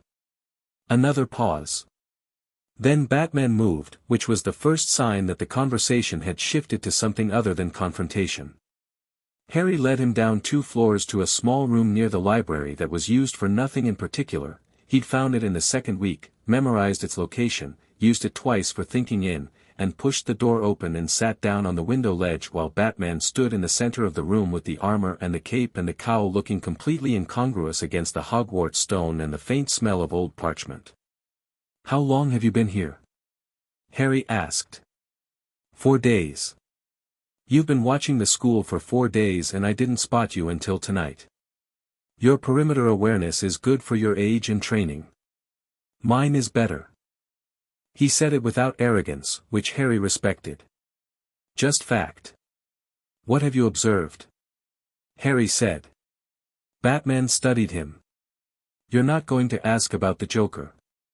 I'll get to that. What have you observed about the school? Whatever Batman had expected, fear, hostility, the behavior of a child who'd been told the wrong things about the world, it wasn't this. Harry could see him recalibrating in the quality of his stillness. One teacher is possessed, Batman said. I identified the host-entity relationship on day 2 through thermal imaging. The temperature differential is significant. The headmaster knows and is allowing it to continue, which suggests he's using the situation as a controlled threat. He paused. There's something below the 3rd floor. High magical density. Whatever it is, it's what the possessed teacher is after. The Philosopher's Stone, Harry said. Nicholas Flamels. It makes the elixir of life. Voldemort needs it to reconstitute himself. He watched Batman's expression, or what he could see of it. You've heard the name. I've been building a profile of this world for 3 years, Batman said. Yes. I've heard the name. Okay. Harry tucked one knee up on the window ledge. So you know the threat landscape.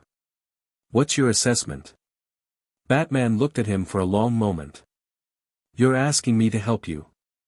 I'm asking for your read, Harry said. I have my own. I want to compare. You're 11. You keep saying that, Harry said. Is it going to become less true the more you say it? Something shifted behind the white lenses. The headmaster's plan will fail, Batman said, after a moment.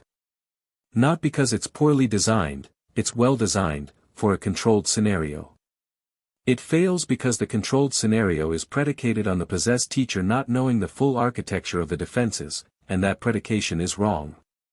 The entity inside the teacher has been operating in this environment for months. It has the same access to the teaching staff's knowledge as the teacher does. He paused. It knows the sequence of obstacles. The plan isn't a trap. It's a corridor. Right, Harry said. When were you planning to act? When it moves, Harry said. I've been watching the unicorn blood trail in the forest, it's getting closer to the school. That's a sign of increasing desperation. When it makes its move on the stone, it'll be soon, and it'll be at night. You'll need to get through the obstacles before it does. I need to get to the end of the corridor before it does, Harry said. The obstacle it designed itself is the one it can bypass. Every other one will slow it down. He looked at Batman. I could get through them. I've been thinking about how. You could be wrong. I could be, Harry said. I'm usually not. Not arrogance. The same way Batman had said his perimeter awareness was better, just a fact, stated clearly. What I don't know is what happens at the end. The stone is there. Voldemort wants it. I'll get there first, and then what? I'm 11 and he's a Dark Lord with a millennium's worth of evil magic.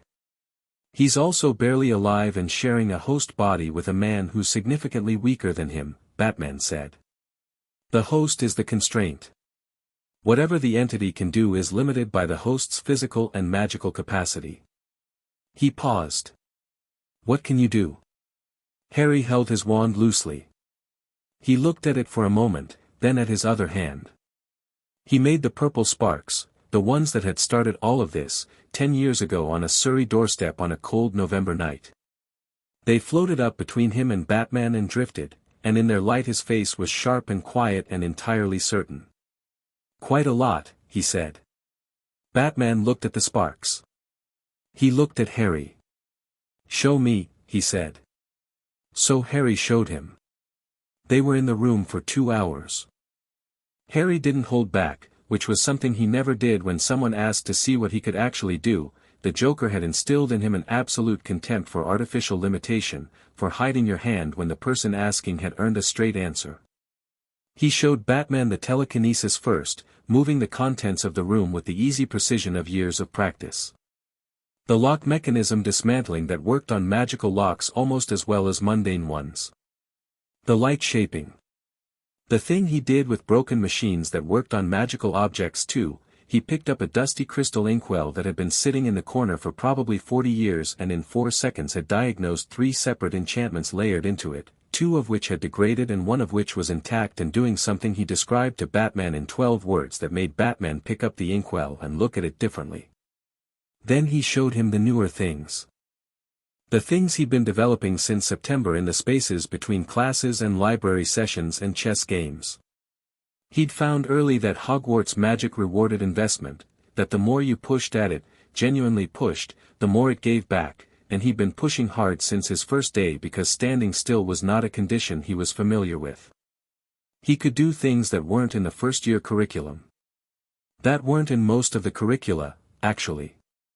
He'd picked up the theory from library books and the practice from doing it in the room of requirement. He'd found the room of requirement in November and kept it private, because some advantages were better as advantages. And by February he had a working grasp of shield magic that was 2 years ahead of his class and an offensive capability he'd decided not to demonstrate in lessons because demonstrating it in lessons would raise questions he wasn't ready to answer publicly.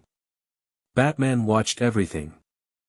He processed it the way Batman processed everything, Harry suspected, with total retention and no visible reaction, assessing and cataloging, building his model of what he was looking at.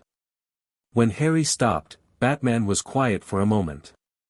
"He taught you to fight," Batman said. "He taught me to survive," Harry said. "Fighting is a subset. There's a distinction." "Yeah. Fighting is what you do when surviving is the only option. Surviving means you have options." He looked at his hands. "I've been in genuine combat situations. I know the difference between training and real." "How old were you the first time?" 8. Batman said nothing for a moment. "Did he put you in those situations deliberately?" "No," Harry said. "And then, honestly, not the first few. The later ones, he probably could have prevented them if he'd chosen a different kind of life. He didn't choose a different kind of life. That's the complicated part." He met Batman's eyes. But he was also there every time. After. He never pretended it hadn't happened, or that it was fine, or that it was supposed to be that way. He just dealt with it. Practically. And then moved on.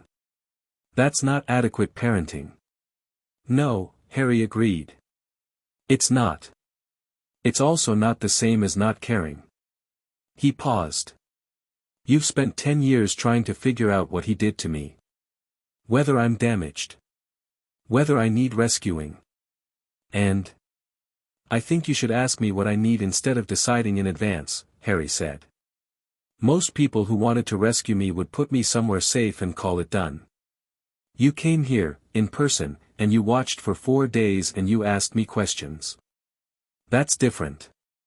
He turned the transit token over in his fingers. "He gave me this. The Joker.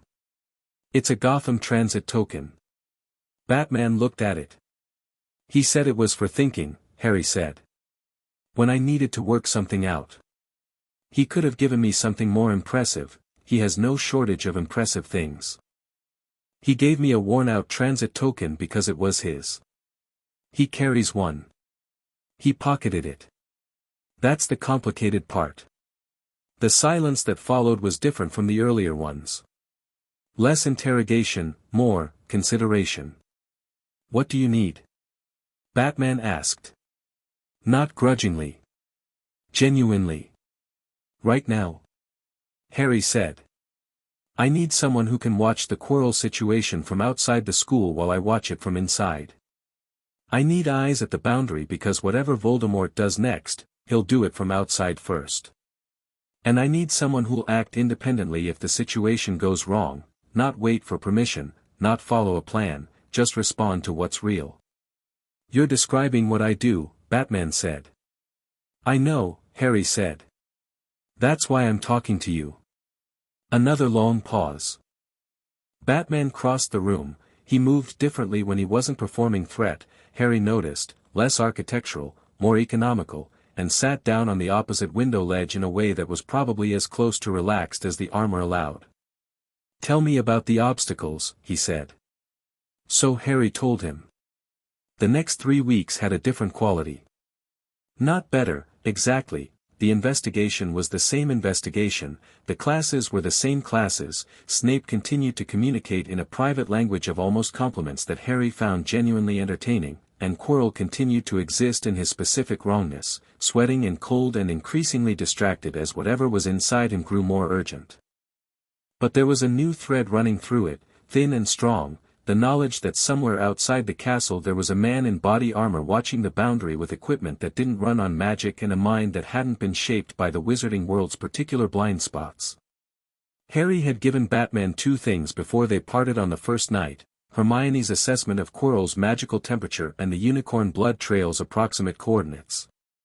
In return, Batman had given him a communication device, something Gotham tech, small and flat, that operated on a signal that apparently traveled through dimensional membranes by piggybacking on the magical frequency of the thin places.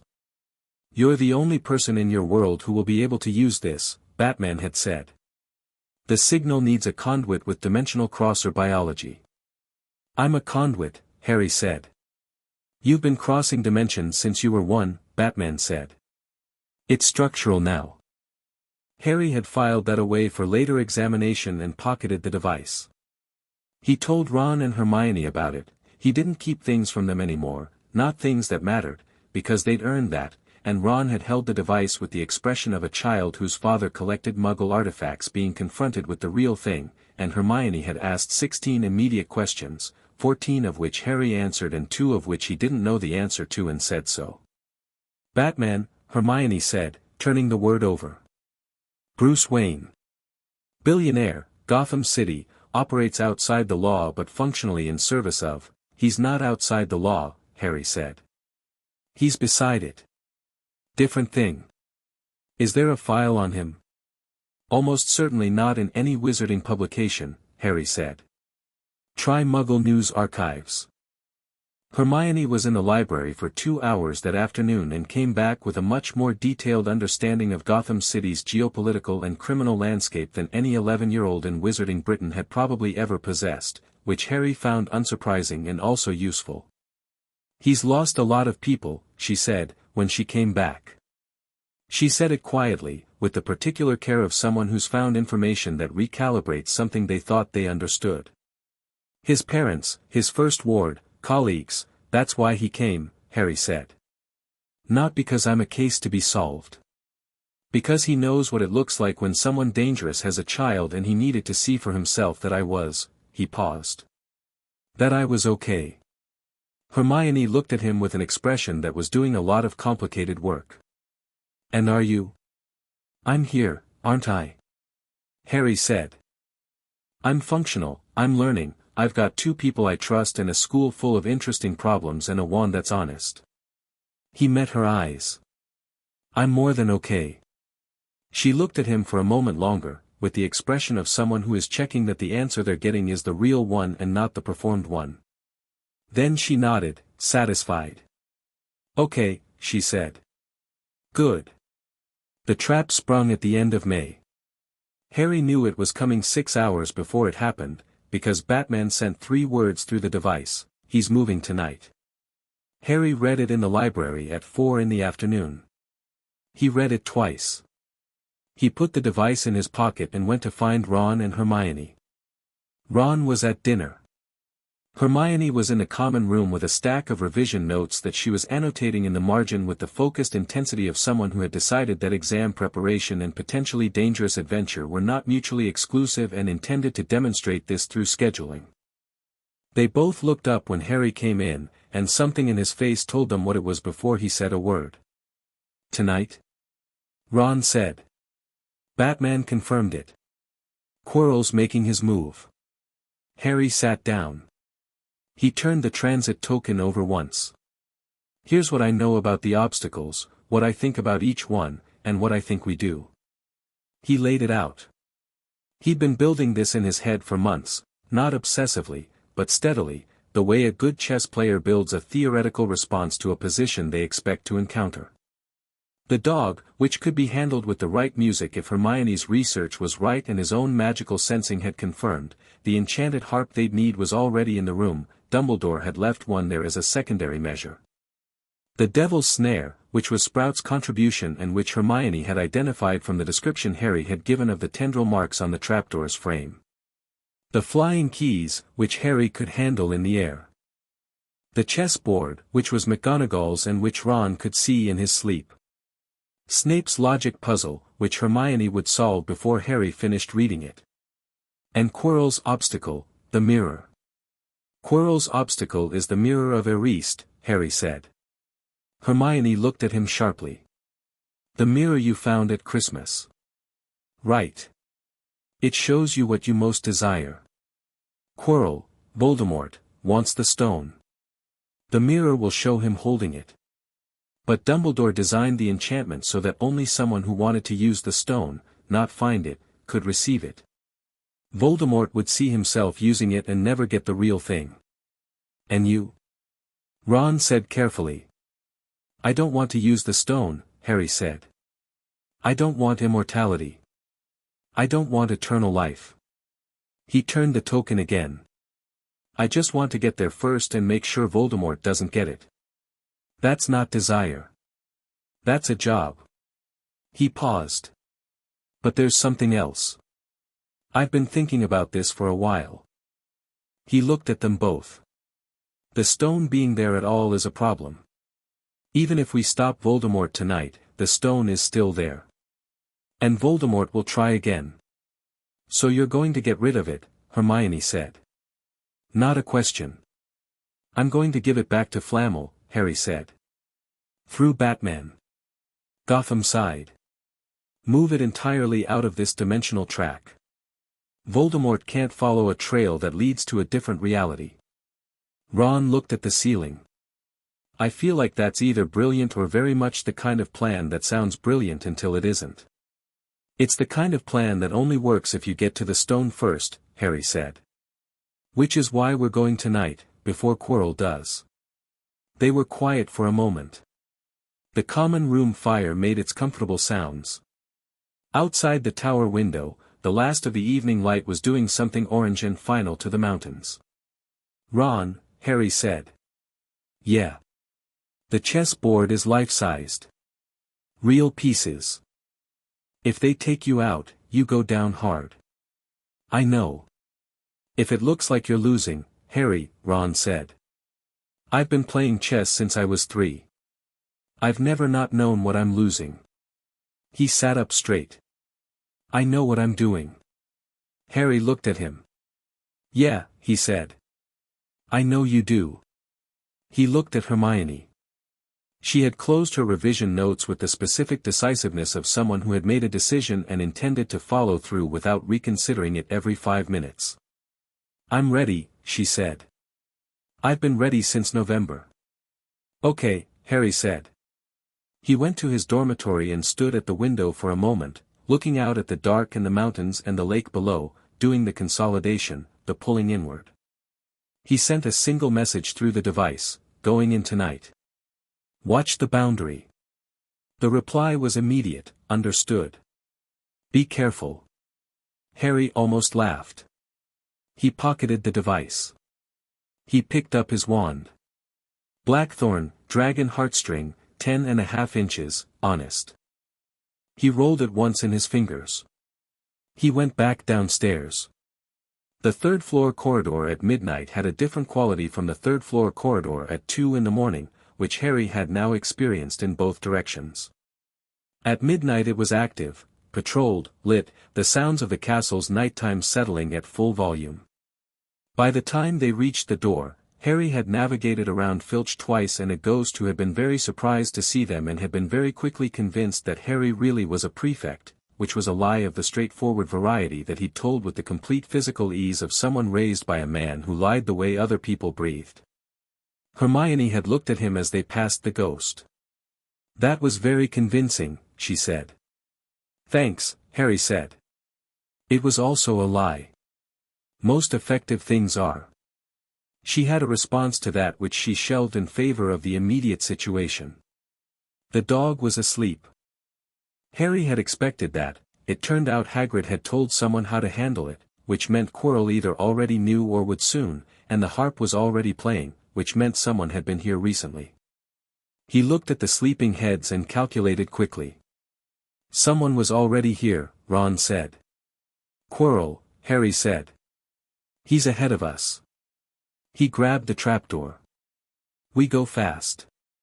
They dropped through one at a time, Harry last, and hit the devil's snare 6 feet below. Hermione had her wand up before her feet touched the plants, sunlight charm flooding the chamber in warm white that made the snare recoil in every direction with the affronted urgency of something that hadn't been outmaneuvered like this before. They were through in 40 seconds. The key chamber was a riot of wings, hundreds of enchanted keys circling the ceiling, the broom hovering in the center of the room, the door across the chamber sealed with an iron lock that had its own specific key somewhere in the chaos above. Harry was on the broom before Ron could say anything. He went straight up, pulling his wand out as he rose, and did the thing with the broken machine sense on the lock from 30 feet below, what key, what shape, what where pattern, and had the answer in 3 seconds. He went after it. The other keys came at him, diving and slashing, and he dodged and rolled and came out of the chaos with a battered silver key in his fist and landed and had the door open in 10 seconds flat. That, Ron said, was ridiculous. Thank you, Harry said, and went through the door. The chess board was enormous. The pieces were taller than Ron, carved and ancient and waiting with the patient aggression of things that had one purpose and were very good at it. Ron stood at the edge of the board and looked at it for a moment, and what crossed his face was not calculation, it was something older than calculation, the thing that came before it, the pure recognition of a mind that understood a thing completely. Give me a moment, Ron said. Harry gave him the moment. Hermione stood at his elbow and together they watched Ron's eyes move across the board with the rapid, total attention of someone reading in a language they'd spoken since birth. Okay, Ron said. Here's what we do. Hermione, you're the bishop. Harry, you're the knight. I'll take the rook. He moved to his piece. Don't deviate from what I tell you, regardless of what you think you see, the pieces create visual patterns designed to make you misread the board. Trust the geometry, not the optics. They played. It was extraordinary.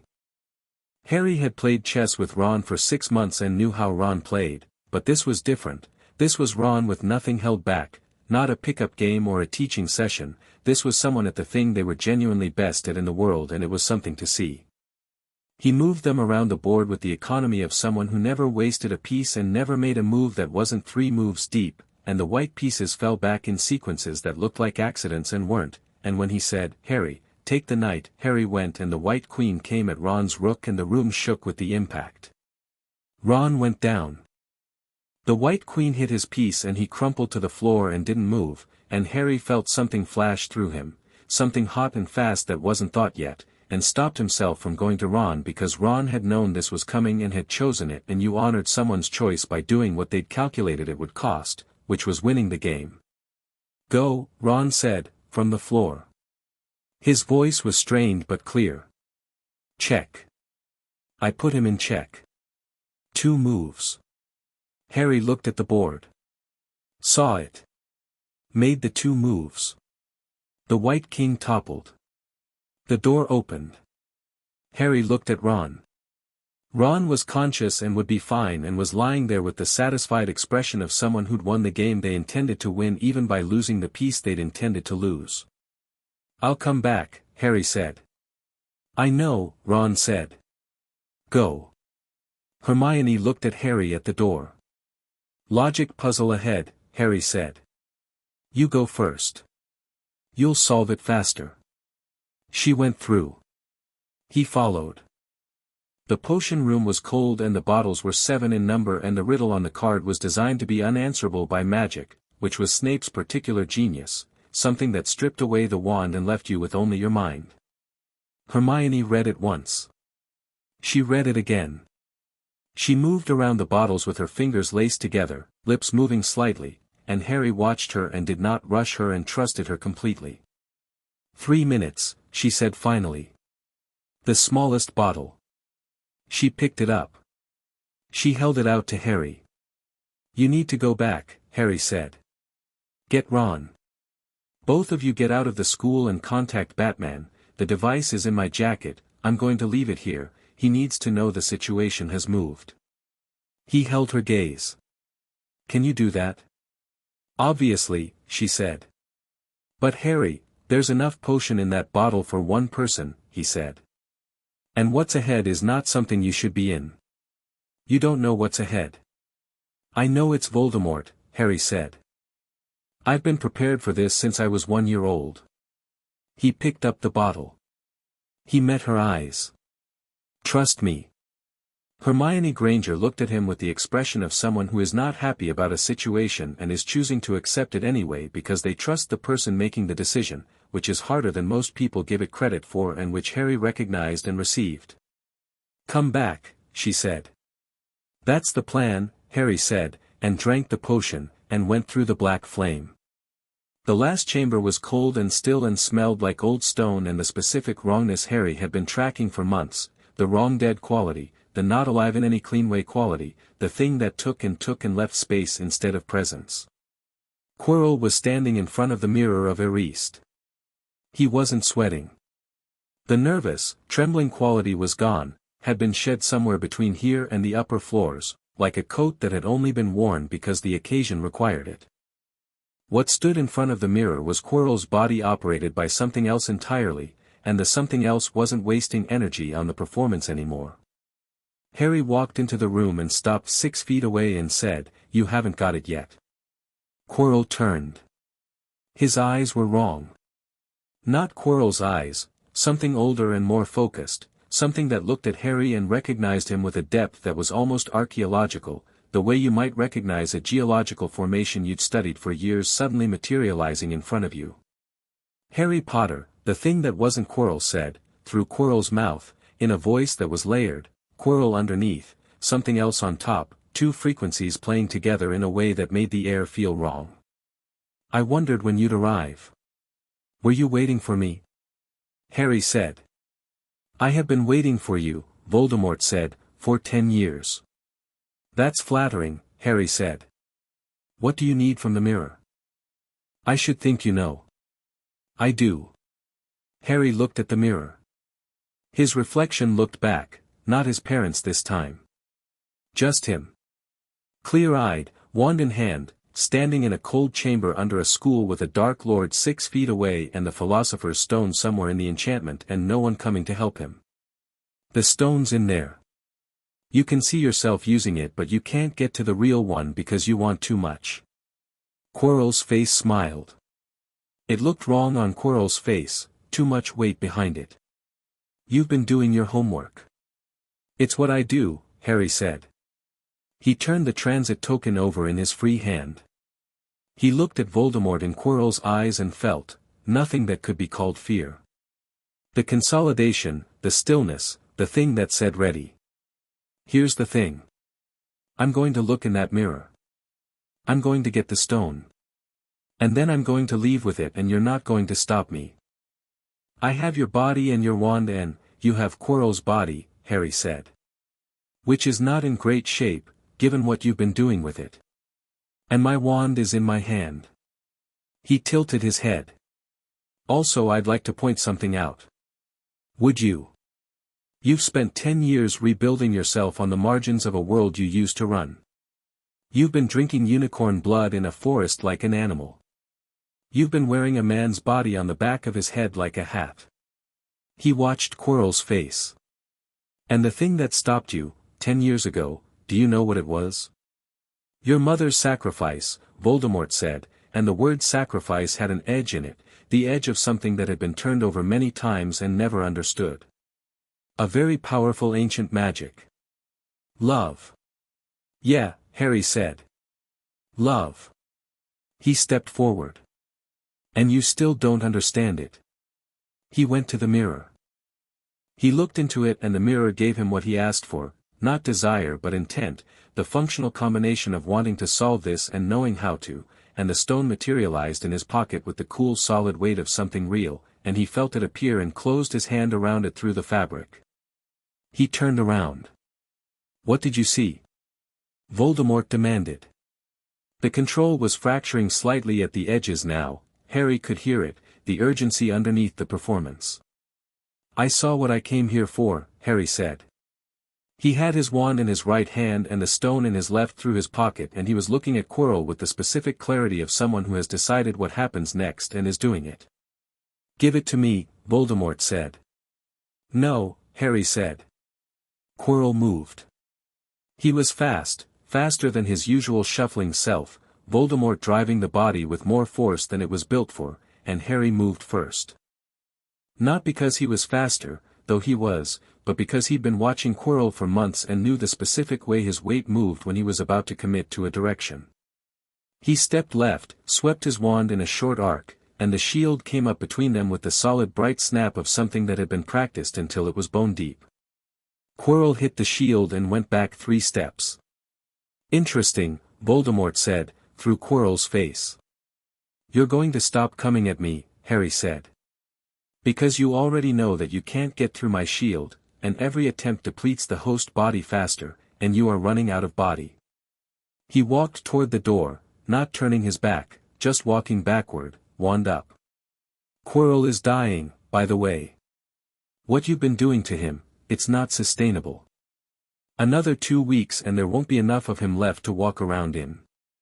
Then I'll take yours, Voldemort said. You can try, Harry said. He was at the door. But you've tried to kill me before and the result was this conversation. He held Voldemort's gaze, the eyes behind Quirrell's eyes, the ancient calculating hatred looking at him with the fury of something that genuinely could not understand why Harry wasn't afraid. I know you can't understand this. But I grew up in Gotham. With the Joker. Fear has never been the useful response. What are you not afraid of? Voldemort said. You, Harry said simply.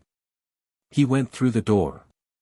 He came back up through the obstacles in reverse, the logic puzzle door standing open, the chess room where Ron was sitting up now, pale and bruised but upright, and Hermione was beside him with her arm around his shoulder and her wand in her other hand and both of them watching the door with the focused tension of people who had decided they weren't leaving without him. He stopped in the doorway and looked at them. Well? Ron said. Harry opened his hand. The stone sat in his palm, small, deep red, catching what light there was. Got it, he said. The silence lasted about half a second. Then Ron said, yes, with the full body force of someone who has been holding their breath, and Hermione made a sound that was probably the closest thing to emotional abandon she allowed herself in public, and Harry closed his hand around the stone and felt, not triumphant, exactly. Something quieter and more complete. Can you walk? He said to Ron. I've been walking, Ron said. Well. Hobbling. Hermione helped. I mostly stopped him from trying to get up immediately, Hermione said, which sounded like it had been a project. They went up. Through the trapdoor, through the corridor, back into the main body of the castle that was still and dark and smelled like stone and history and the particular kind of magic that very old places accumulate without trying. Harry had the stone in his pocket and his wand in his hand and Ron's arm over his shoulder and Hermione's sharp presence on his other side, and the night around them felt earned in a way that not many nights had. In the entrance hall, waiting with the patience of someone who had all night and knew it, was Batman. He'd come in through the main doors, had apparently simply walked through the front gates of Hogwarts, which impressed Harry and also raised questions about the school's security that he was going to have to discuss with someone eventually. He looked at Harry. He looked at Ron, who looked back at Batman with the expression of someone trying very hard to maintain composure in the face of something genuinely overwhelming. You got it, Batman said. I got it, Harry confirmed. Quirrell. Still in the chamber. Voldemort will probably leave the host body tonight, it's not viable anymore. You might want to send someone in before morning, but he's not going anywhere fast. Harry reached into his pocket and held out the stone. This needs to go to Flammel. Not through wizarding channels. Gotham sighed. Batman took it.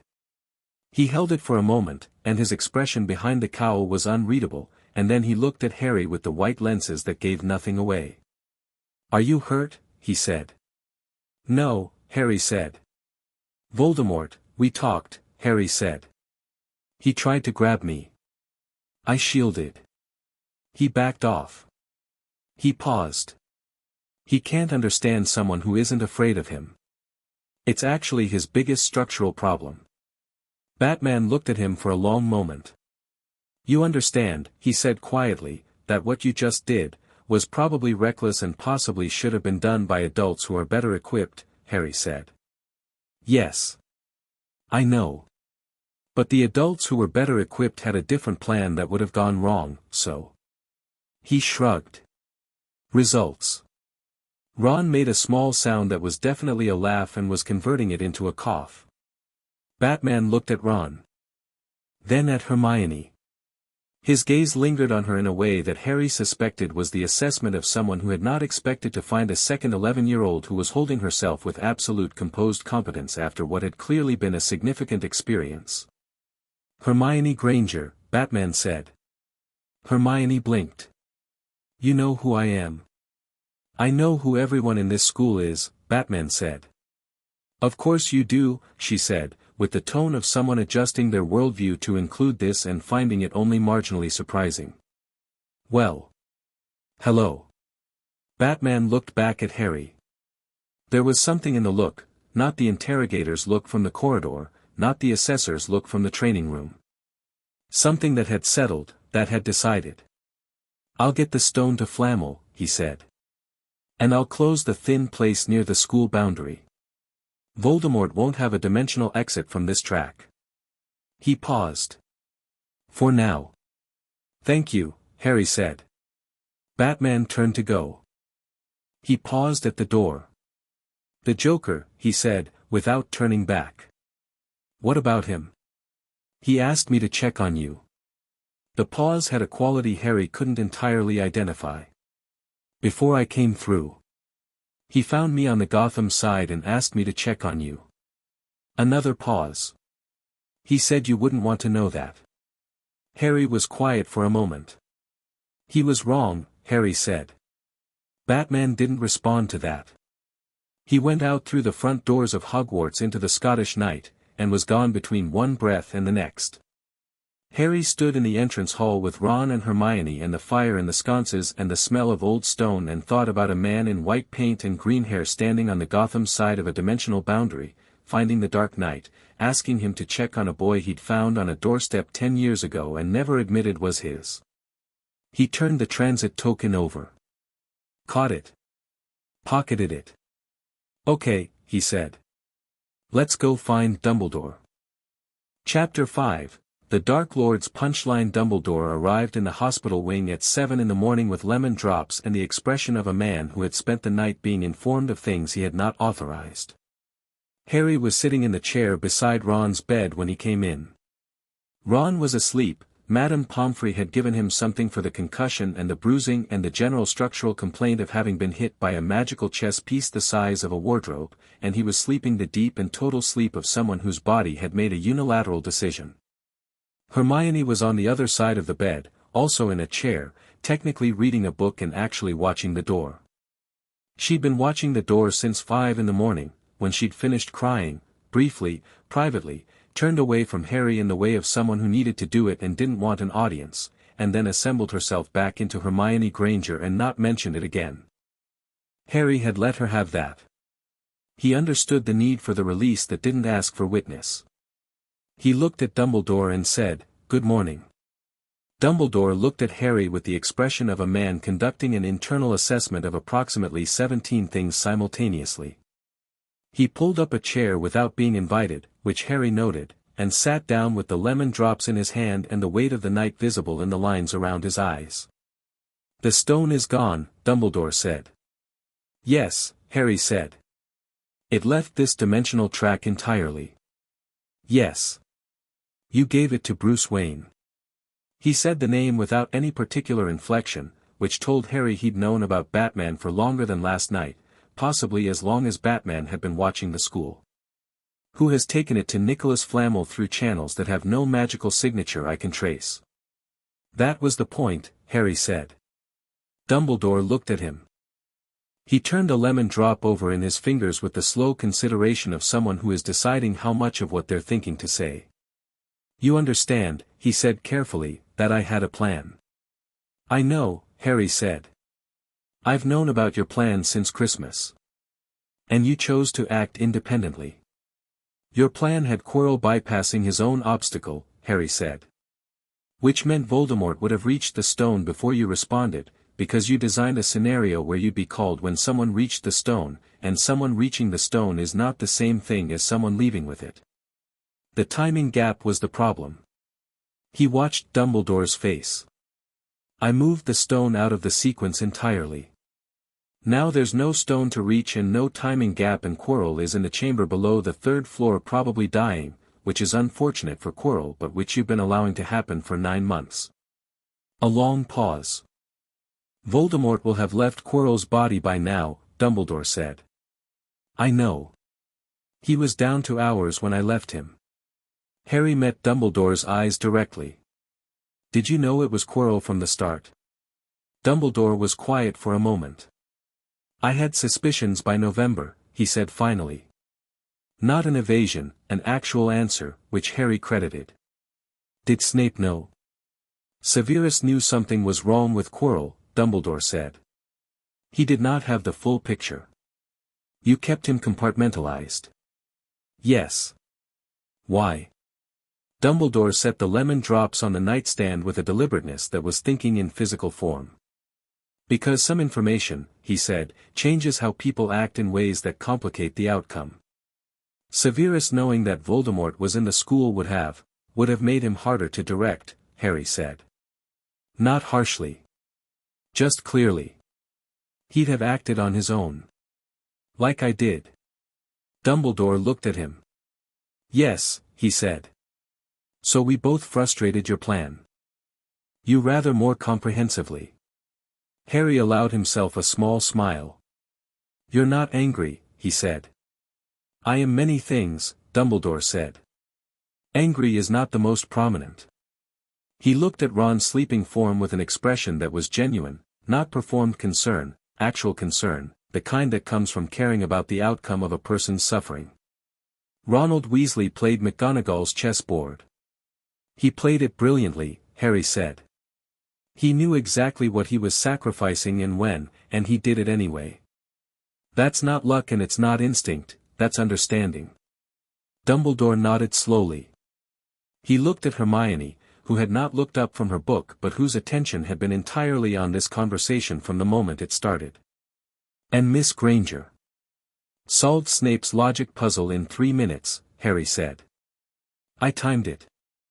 I was closer to 4, Hermione said, without looking up. 3:47, Harry said. Dumbledore looked between them with an expression that was doing something it hadn't done in their previous conversations, something that might, in a lesser man, have been called humbled. You 3, he said, are not what I expected of first years. We're what our circumstances made us, Harry said. Ron had 6 siblings and a mother who treats competence as love. Hermione had books and a brain that doesn't stop. And I had Gotham. He paused.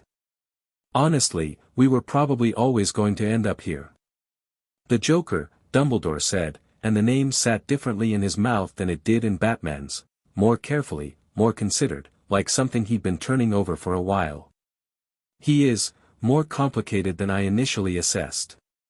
Yes, Harry said. He raised you to do exactly this.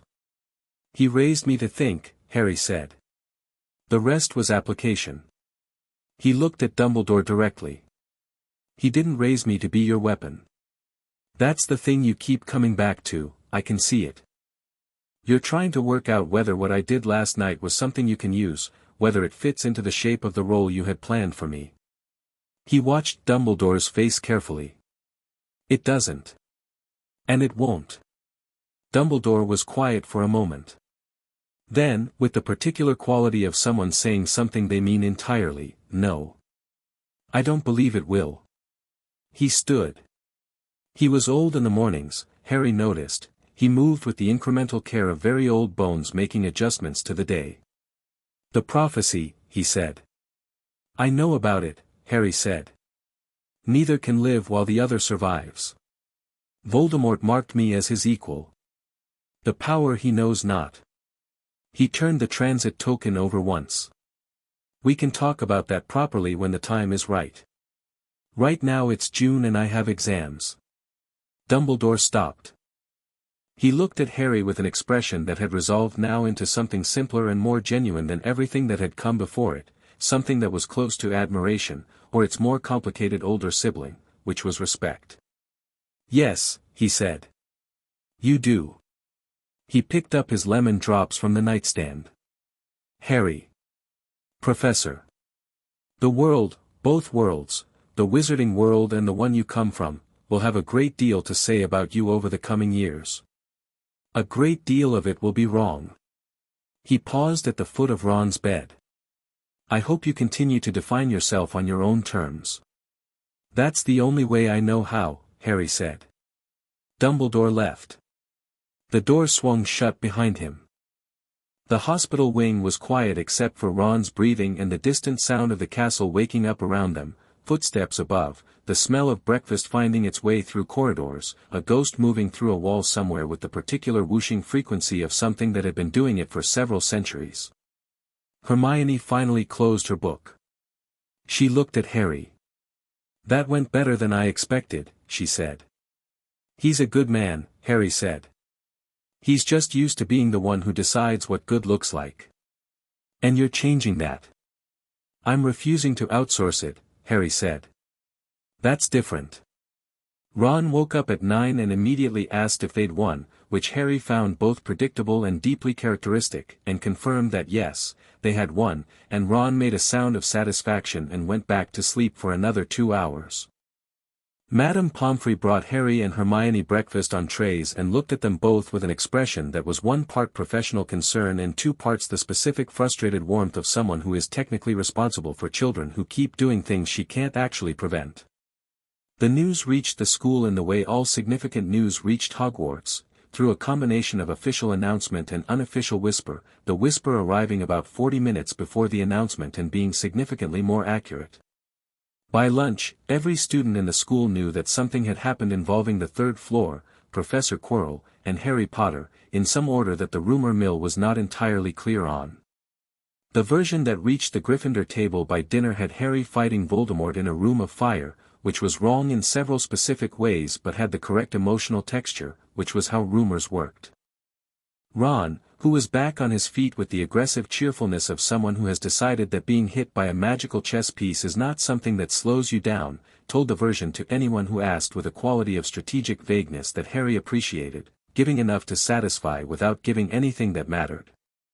Draco Malfoy found Harry in the corridor between the Great Hall and the library that evening. He came without the cohort, which Harry noticed. Just Malfoy, hands in his robe pockets, with the expression of someone who had been thinking about something for a long time and had finally decided to say it. He stopped in front of Harry and said, "I heard what you said about Quirrell." "What did you hear?" "That you went after him." "That you," he stopped. His expression did something that was probably unusual for it. "Voldemort. You faced Voldemort." "His current form," Harry said. "Yes." Malfoy was quiet. He was looking at Harry with the specific expression of a person who has been given their entire value system by their family and is standing in a moment that doesn't fit into it. "My father," he said. "He served him." "I know. He's going to come back." "Everyone says, probably," Harry said. "His current body is done but he's been effectively bodiless for 10 years and he's managed. He'll manage again. And you're not scared of that?" "No," Harry said. Malfoy looked at him for a long moment. There was something in his face that wasn't quite vulnerability but was in that neighborhood, the particular transparency of a 15-year-old inside an 11-year-old's body, trying to work out what to do with information that his upbringing hadn't prepared him for. "You said," he said, carefully, "that I might be decent once I got out from behind the performance." "I did say that," Harry agreed. "Did you mean it?" "I don't say things I don't mean," Harry said. "It wastes time." Malfoy looked at his shoes. Back at Harry. I don't know how to do this differently. The way my family does things. I don't know how to do it another way." "That's an honest thing to say," Harry said. He looked at Malfoy directly. "You don't have to know how yet. You just have to decide whether you want to. He stepped around him. Think about it. He left Malfoy standing in the corridor with an expression that was something a little like the beginning of a decision. The letter from Gotham arrived 3 days before the end of term. Ace dropped it on Harry's breakfast plate with the particular precision of an owl who had carried something across a dimensional boundary and considered this a reasonable thing to have done, and then sat on Harry's shoulder and looked at the great hall with his usual expression of deep personal calm. The letter was on playing card stock, written in the Joker's angular hand, and began without salutation. Batman tells me you handled yourself. I have opinions about the specific choices you made, we'll discuss them. But the core analysis was correct and the execution was clean enough. The stone is with Flamel. He was surprisingly small in person. Disappointed about that. You're coming home for summer. Harley has opinions about this. I also have opinions. Mine involve debriefing. Hers involve cooking. I found out something interesting about the prophecy while you were at school. Not from the wizarding side, from ours. There's a record in the Dimension Crossing Registry, yes, that exists, you can ask Batman about it, that logged an unusual magical resonance at Godric's Hollow in 1981 that corresponds to what the wizarding world calls the rebounding of the killing curse. The resonance pattern is unusual. I've been looking at it. Come home. We'll talk. JPS. I didn't ask Batman to check on you. PPS, don't tell him I said that. Harry read it twice. He folded it and put it in his pocket with the transit token and felt the particular warmth of something he didn't have a name for that he'd stopped trying to name a long time ago. Good letter. Ron said, from across the table. Informative, Harry said. From your, yeah. Ron nodded. He was eating toast with the comfortable ease of someone who had decided that the many unusual things about Harry Potter were simply the texture of knowing Harry Potter, and that this was fine and in fact mostly interesting. Are you coming back next year? He said, which was not a question he'd intended to ask out loud, judging by his expression immediately afterward. Obviously, Harry said. Ron's face did the thing it did when he was genuinely relieved about something he'd been pretending not to be worried about. Right, he said. Good. Obviously. He bit his toast. Hermione's already got her second-year reading list. I know, Harry said. She owed me a copy. She sent it to me too, Ron said. I've been doing a very good job of not reading it. It's actually interesting, Harry said. Ron pointed at him with the toast. Don't start. The end-of-year feast was an event. Dumbledore awarded last-minute house points in his characteristically theatrical fashion, which shifted the house standings dramatically enough that Gryffindor won the cup and the Slytherin table went through a range of emotions that Harry observed with detached interest. He clapped with everyone else and ate the food and listened to Ron and Hermione argue about whether the house point system was an equitable mechanism for distributing recognition. Hermione had opinions about this that were nuanced and Ron's opinions were mostly, we won so yes it's fine, and felt the year settling around him. 11 months. He'd arrived in September not knowing anyone in this world, not knowing the castle or the classes or the way magic worked when it was shaped and directed rather than improvised and personal. He was leaving in June knowing those things, and knowing Ron Weasley who thought like a tactician and laughed like someone who meant it, and Hermione Granger who had 17 questions always and would eventually find the answer to all of them, and Neville Longbottom who had turned out to be considerably less timid than he'd seemed on the first night when he was carrying a mournful absence where his toad had been. He was leaving knowing that Voldemort was alive but currently bodiless and increasingly frustrated. That Dumbledore was brilliant and complicated and operating with a set of plans that needed a counterweight Harry was apparently going to have to provide. That Batman had the stone and would get it to Flamel. That Snape had a language Harry was learning to read. That the castle itself, old, moving, warm in the specific way of a place that has been loved by many people over many years, had decided Harry Potter was acceptable, which he received as a genuine compliment. He was also leaving knowing something he hadn't come in with, something that had grown in the spaces between the investigation and the library sessions and the chess games in the firelight. Something that had taken form the night he'd sat by Ron's hospital bed and watched the door with Hermione and felt the weight of what they'd done together and what it meant. He had people. Not just the Joker, who was his in the specific way of something foundational. But people he'd chosen, which was different. People who had chosen him back. The Sorting Hat had said he had something underneath the bravado that was Hufflepuff, that cared about people even when it pretended not to. He'd told it not to tell anyone. It was becoming harder to keep that particular secret. He found Quirrell's classroom empty and dark 2 days before end of term, because some things needed to be seen properly, and went in and stood in the space that the man had occupied for 9 months and thought about what possession did to a person. What it meant to have something else living inside you, using you, consuming you from within for its own purposes. He thought about the prophecy. The power he knows not. He thought about what the Joker had written. The resonance pattern is unusual. He turned the transit token over in his fingers and looked at the empty room and let himself think about it honestly, without the practiced composure, without the performance of certainty that he wore in public. There was something in him. There had always been something, the magic that crackled and sparked and did things he hadn't learned yet, the sensing of broken things, the way locked systems opened to him like they recognized something. He'd always assumed that was just how magic worked when you started young. When you were raised outside the usual channels and had to improvise. But the scar didn't just mark where Voldemort's curse had hit. It was residue. He could feel it sometimes, a pressure at the edges of his consciousness that wasn't his thoughts. A kind of warmth that was wrong in a specific way he couldn't articulate yet. He was going to need to understand that properly. He turned the transit token over one more time. Pocketed it. He'd go home to Gotham. He'd talk to the Joker about the resonance pattern. He'd talk to Batman about the Dimension Crossing Registry. And when September came he'd come back to Hogwarts with more information and a better map and he'd keep going, keep learning, keep pushing until he understood everything he needed to understand. He was 11 years old. He'd faced Voldemort in a room under a school and walked out with the stone and no visible damage and a clear assessment of what came next. He felt, accurately, like he was just getting started.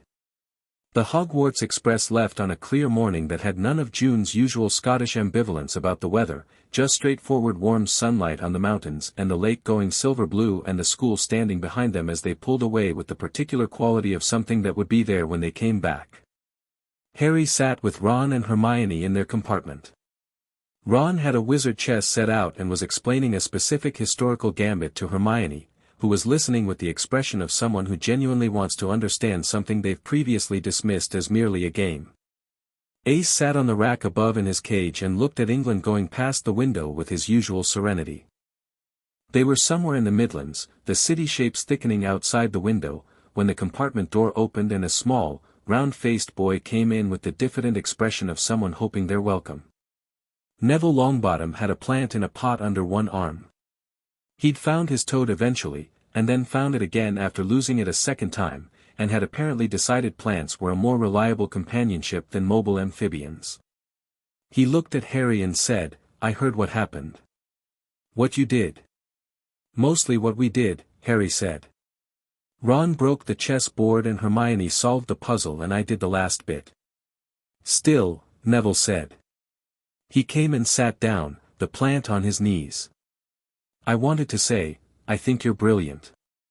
I know you probably hear that a lot and it means different things depending on who's saying it and why, so." He stopped. "Tried again. What I mean is, you're the kind of person I want to be better because I know them. So. That." Harry looked at Neville Longbottom, who was round-faced and nervous and had cried about a toad on the first day of school and had a grandmother who terrified him and a talent for herbology that was growing every week into something genuinely remarkable, and felt the thing in his chest that he tried to stay practical about. "That's the nicest thing anyone said to me this year," Harry said. Neville blinked. "Really? Really?" Neville sat up slightly. The plant in his pot made a small, contented motion, like a dog settling. Ron looked at Harry. Hermione looked at Harry. There was a moment, brief, unannounced, one of those moments that don't announce themselves and are more real for it, of simply being together in a train compartment going south while the year resolved itself into something completed and the next one waited somewhere ahead. Then Ron said, "Right, Neville, I was teaching Hermione the Cochrane Gambit, you can be white," and the moment moved into the next moment, which was the chess game, which was Neville losing interestingly while Hermione took notes. Harry watched the landscape and thought about Gotham. He was ready to go home. He was also, for the first time in his life, glad there was somewhere to come back from. King's Cross was King's Cross, noise and crowds and the smell of diesel and the ordinary human chaos of a major train station at peak summer travel, the kind of place where the magical and mundane worlds existed 6 feet apart without knowing it. The barrier between platforms 9 and 10 let students through with the practiced ease of something that had been doing it for decades, and suddenly they were in the Muggle world, and the Weasley family materialized in a wave of red hair and armloads of luggage, and Hermione's parents were near the front of the crowd with the particular attentiveness of people who had been trying to understand their daughter's world all year from a significant epistemic distance. Harry came through the barrier and stopped and looked around. He'd half expected the Joker to be here. He'd also half known he wouldn't be. King's Cross in daylight with that many people was not the Joker's natural habitat, and there were certain considerations involving both Muggle law enforcement and the specific visibility of a 6-foot man in a purple suit that made large public train stations a suboptimal meeting point. What was there was a black car, parked on the yellow lines outside the station with the cheerful disregard for traffic regulations that characterized Gotham vehicles generally and this one specifically. And leaning against it with his arms crossed and his sunglasses on and his coat doing what it always did, which was look like it had opinions, was a man Harry had last seen on a train platform in September. Not the Joker. But wearing the Joker's sunglasses, which was either a loan or a theft and could have been either. It was Harley. Harry stopped in the middle of the pavement and felt something that he was not going to make a big deal of but that required a moment to absorb, and then he walked to her and she opened her arms and he let her hug him the way she always did, which was with more force than strictly necessary and no apology for it. "He wanted to come," she said, "into his hair." "I know," Harry said. "He said it wasn't appropriate." Which, coming from him, he was probably right, Harry said. She let go. She looked at him, at all of him, the way she always did, checking the inventory, and whatever she found made her expression do the thing it did when she was trying not to show that she was relieved about something. "You look different," she said. "I'm the same height," Harry said. "That's not what I mean." She pushed her sunglasses up. "You look like you know where you are." Harry thought about that. He picked up his trunk. "Yeah," he said. "I do." Ron materialized at his elbow, because Ron had developed a talent for appearing at elbows, and stopped dead when he saw Harley. His expression went through approximately 6 phases. Harley looked at Ron with the bright, comprehensive attention she gave everything. "You must be Ron," she said. Ron looked at Harry. "How does she? I write letters," Harry said. "She's Harley." He paused. He'd never had to explain Harley to someone who didn't already know his life. "She's family." Ron looked at Harley. Harley looked at Ron with the expression of someone who has been told about this person and is checking the reality against the description and finding it accurate. "He talks about you," she told Ron. "The chess thing. He says you're brilliant at it." Ron went slightly pink in a way that was entirely genuine. Yeah. I mean, thanks. And you must be Hermione." Harley had already found Hermione, who had arrived with her parents and was doing the thing where she was simultaneously with them and watching the nearby situation, which Harry recognized as the instinct of someone who wanted to know what was going on.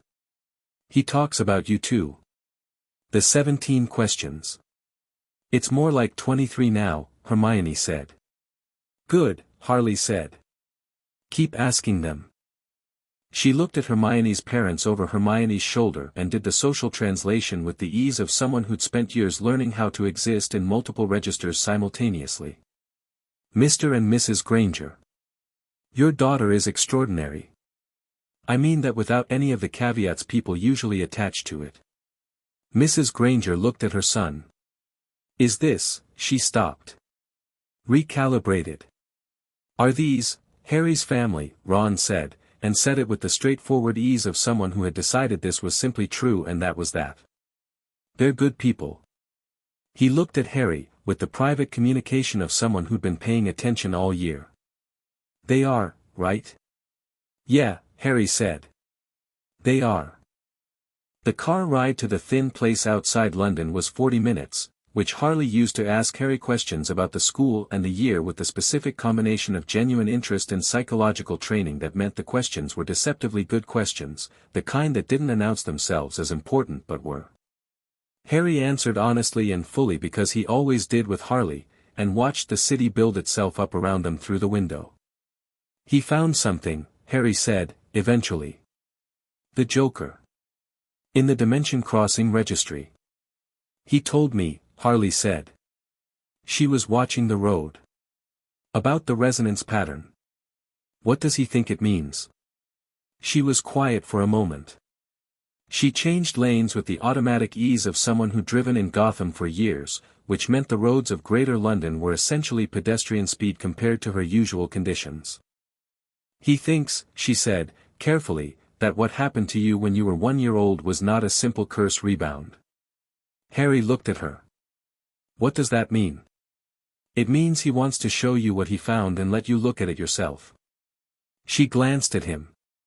He said, and I'm quoting, because he does say things precisely when he means them, he said, the boy will see it faster than I did. That's either a compliment or he's setting me up to figure out something he doesn't want to tell me directly. Probably both, Harley said. That's usually how it works with him. They drove for a while in comfortable silence. The thing that the Joker had found, the resonance pattern, the unusual quality of a curse rebound that the Dimension Crossing Registry had logged in 1981, Harry turned it over in his mind without forcing it. He'd know what it was when he saw it. He always did. Harley, he said. Yeah. When he says he thinks I'll see it faster than he did, he's already worked it out. He knows what it is. She didn't confirm it. She also didn't deny it, which was the same as confirming it. He wants me to arrive at it myself, Harry said. So that when I do, I own the understanding. He looked at the road. That's good teaching, actually. He's never going to admit he's a good teacher, Harley said. You know that. I know, Harry said. Doesn't make it less true. The thin place was in a parking structure in Vauxhall, behind a pillar on the 3rd level, and stepping through it was the same as it had always been, a displacement, a brief sideways sensation like moving through something that had texture, and then Gotham on the other side, the smell of it specific and familiar. Rain on hot concrete and the particular urban tang of a city that worked very hard around the clock and had opinions about it. Harry stood in the Gotham parking structure on the other side and breathed it in. Home. The car was on the other side. Harley had a second car in Gotham, because of course she did, and they drove uptown through the Diamond District in the early evening, Gotham in its summer form, the skyline doing what it always did, which was try very hard to be impressive and usually succeed. Harry sat in the passenger seat and watched the city he'd grown up in and felt the dual truth of the year, that he had a new world now, a school and 2 friends and a castle that moved and a wand that was honest, and that he also had this, the city with teeth and the man with the green hair and a Gotham Transit token in his pocket. The penthouse lobby smelled like the penthouse lobby always smelled, which was marble and something chemical and old wood, and the elevator took them to the 47th floor and the doors opened and the Joker was standing in the kitchen eating an apple and reading a newspaper and he looked up when Harry came in. A moment. Brief, like all the important ones. You're late, the Joker said. The train was on time, Harry said. King's Cross to Gotham just takes a while. The Joker went back to his newspaper, which was the performed version of indifferent. Harry had known the difference since he was 4 years old. He dropped his trunk by the door. He went to the kitchen. He made himself a sandwich because he hadn't eaten since the train and the Hogwarts Express food had been consumed approximately 2 hours ago. He made the sandwich in the familiar kitchen with the familiar sounds of the penthouse around him and stood at the counter and ate it while the Joker read his newspaper and Harley started unpacking Harry's trunk in the other room with the quiet efficiency of someone who had decided this was her job today. "Batman says you handled yourself," the Joker said. "Still reading." "You already told me that in the letter," Harry said. "I'm saying it in person." He turned a page. "Different."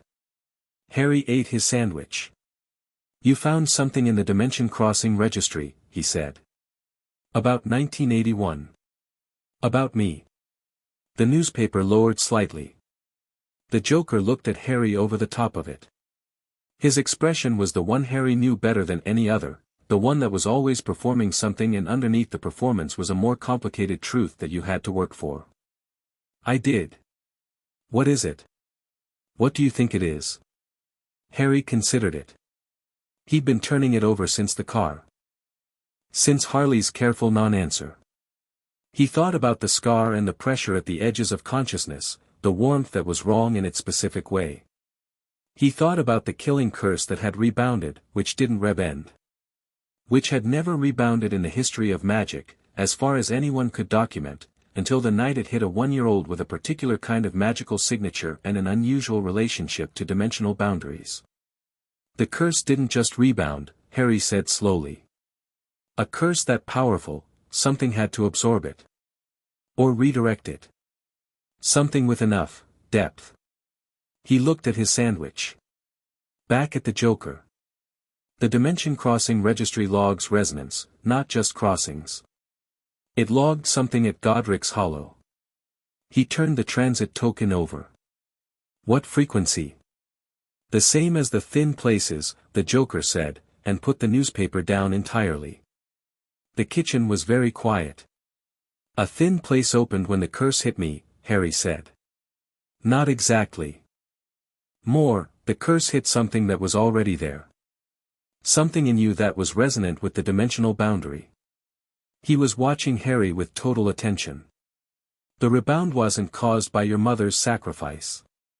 Or not only by it. The sacrifice created the protective layer. But the layer alone doesn't make a killing curse rebound, it just creates a shield. To rebound, you need a target that the curse passes into and then, reflects back from. And I was, already a dimensional conduit," the Joker said. "By birth. Not by anything that happened to you later. You were born that way, and the curse hit you and went into the dimensional layer and the dimensional layer sent it back." He paused. "Which means the scar isn't just a scar. It's a point of entry," Harry said. "Yes." The thing that Harry had been feeling since November, the pressure, the wrongness in specific ways, crystallized. Became something he could hold in his hands and examine. "Part of Voldemort came back with the curse," he said. "When it rebounded. A fragment. It passed through the same dimensional layer in the other direction and, it's in the scar," the Joker said. "Yeah." The kitchen settled around this information with the patience of kitchens, which are used to people sitting in them with things that are too large for rooms. Harry sat with it. He didn't perform his reaction, he just sat with it honestly, turning it over, feeling its weight, the way he sat with things that mattered. Part of Voldemort. In the scar. Which meant, he can't die while I have it, Harry said. Technically he can't be fully destroyed, the Joker said. He'd need to destroy the fragment first. And you're not particularly cooperative about dying. No, Harry said. I'm not. The fragment in you, it's not conscious. It's residue. It doesn't control you or speak to you, it's not going to take you over. The Joker picked up his apple again. But it does explain why Voldemort has a particular interest in you beyond just the prophecy. He's looking for his peace. He can feel it. Faintly, at great distance, but he knows it's there. Which is why he looked at me in that chamber and recognized me, Harry said. Not just as the boy from the prophecy. As the place where part of him lives. Right. So I need to get it out. Probably, the Joker said. Eventually. Not today. Harry looked at the transit token on the counter. He'd put it there when he started making the sandwich. How do you destroy something like that without destroying the person it's in? That, the Joker said, is the interesting question. He bit his apple. I've been thinking about it. And you're going to need someone who understands the dimensional mechanics and someone who understands the magical ones. Batman for the first part. The old wizard, Dumbledore, will probably know something about the magical side, once he works out what's there. He paused. Which he will. He's been circling it for a while, I think. He's very good, the old man. He just doesn't have all the pieces. He needs the dimensional piece, Harry said. The part that explains the rebound. Which I have, the Joker said. Which means at some point, you and Dumbledore are going to have a conversation, Harry said. They looked at each other. Harry watched the Joker process this, the idea of a conversation between himself and the wizarding world's most powerful wizard, about a dimensional mechanics problem that intersected with an ancient dark magic problem, both of them regarding Harry as the central variable. The Joker smiled. Not the performance one. The real one, quick and genuine. That's going to be the funniest conversation I've ever had, he said. Possibly, Harry said. But also the most important one. They can both be true, the Joker said. That's usually how it works. Harry ate the rest of his sandwich.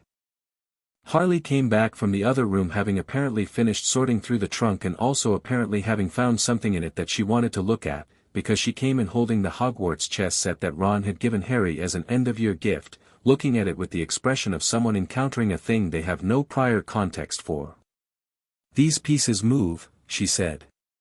Enchanted, Harry said. Ron gave it to me. He said it was the beginner set, but the knight on the right side of the board has an attitude problem and you have to account for it. Harley turned the knight over. The knight looked up at her with the expression of a chess piece that absolutely had an attitude problem and knew it. I love this, she said. I thought you would. She sat down at the kitchen table and started setting up pieces. The knight immediately moved itself to a slightly different square. Harley moved it back. The knight moved it again. Harley looked at it with the narrow-eyed assessment of someone who has decided this is a challenge they're accepting. The Joker watched this with the expression he reserved for things he found genuinely delightful. Harry looked around the penthouse kitchen, the familiar chemical smell and the playing cards everywhere and the suits of armor that weren't suits of armor and Harley arguing with a chess piece and the Joker reading his newspaper in the chair and the transit token on the counter, and felt the year complete itself properly. Not ending. Completing. Different thing. He was 11 years old and he had a fragment of a Dark Lord in his scar and a dimensional conduit in his biology and a school to go back to in September and 2 worlds that were his, and somewhere in the intersection of all of it there was a shape he couldn't fully see yet but was getting clearer. He picked up the transit token. He flipped it once, high, and caught it without looking. All right, he said. Tell me everything you found in the registry. All of it. The Joker folded his newspaper with the crisp satisfaction of someone who has been waiting for exactly this question. I thought you'd never ask, he said.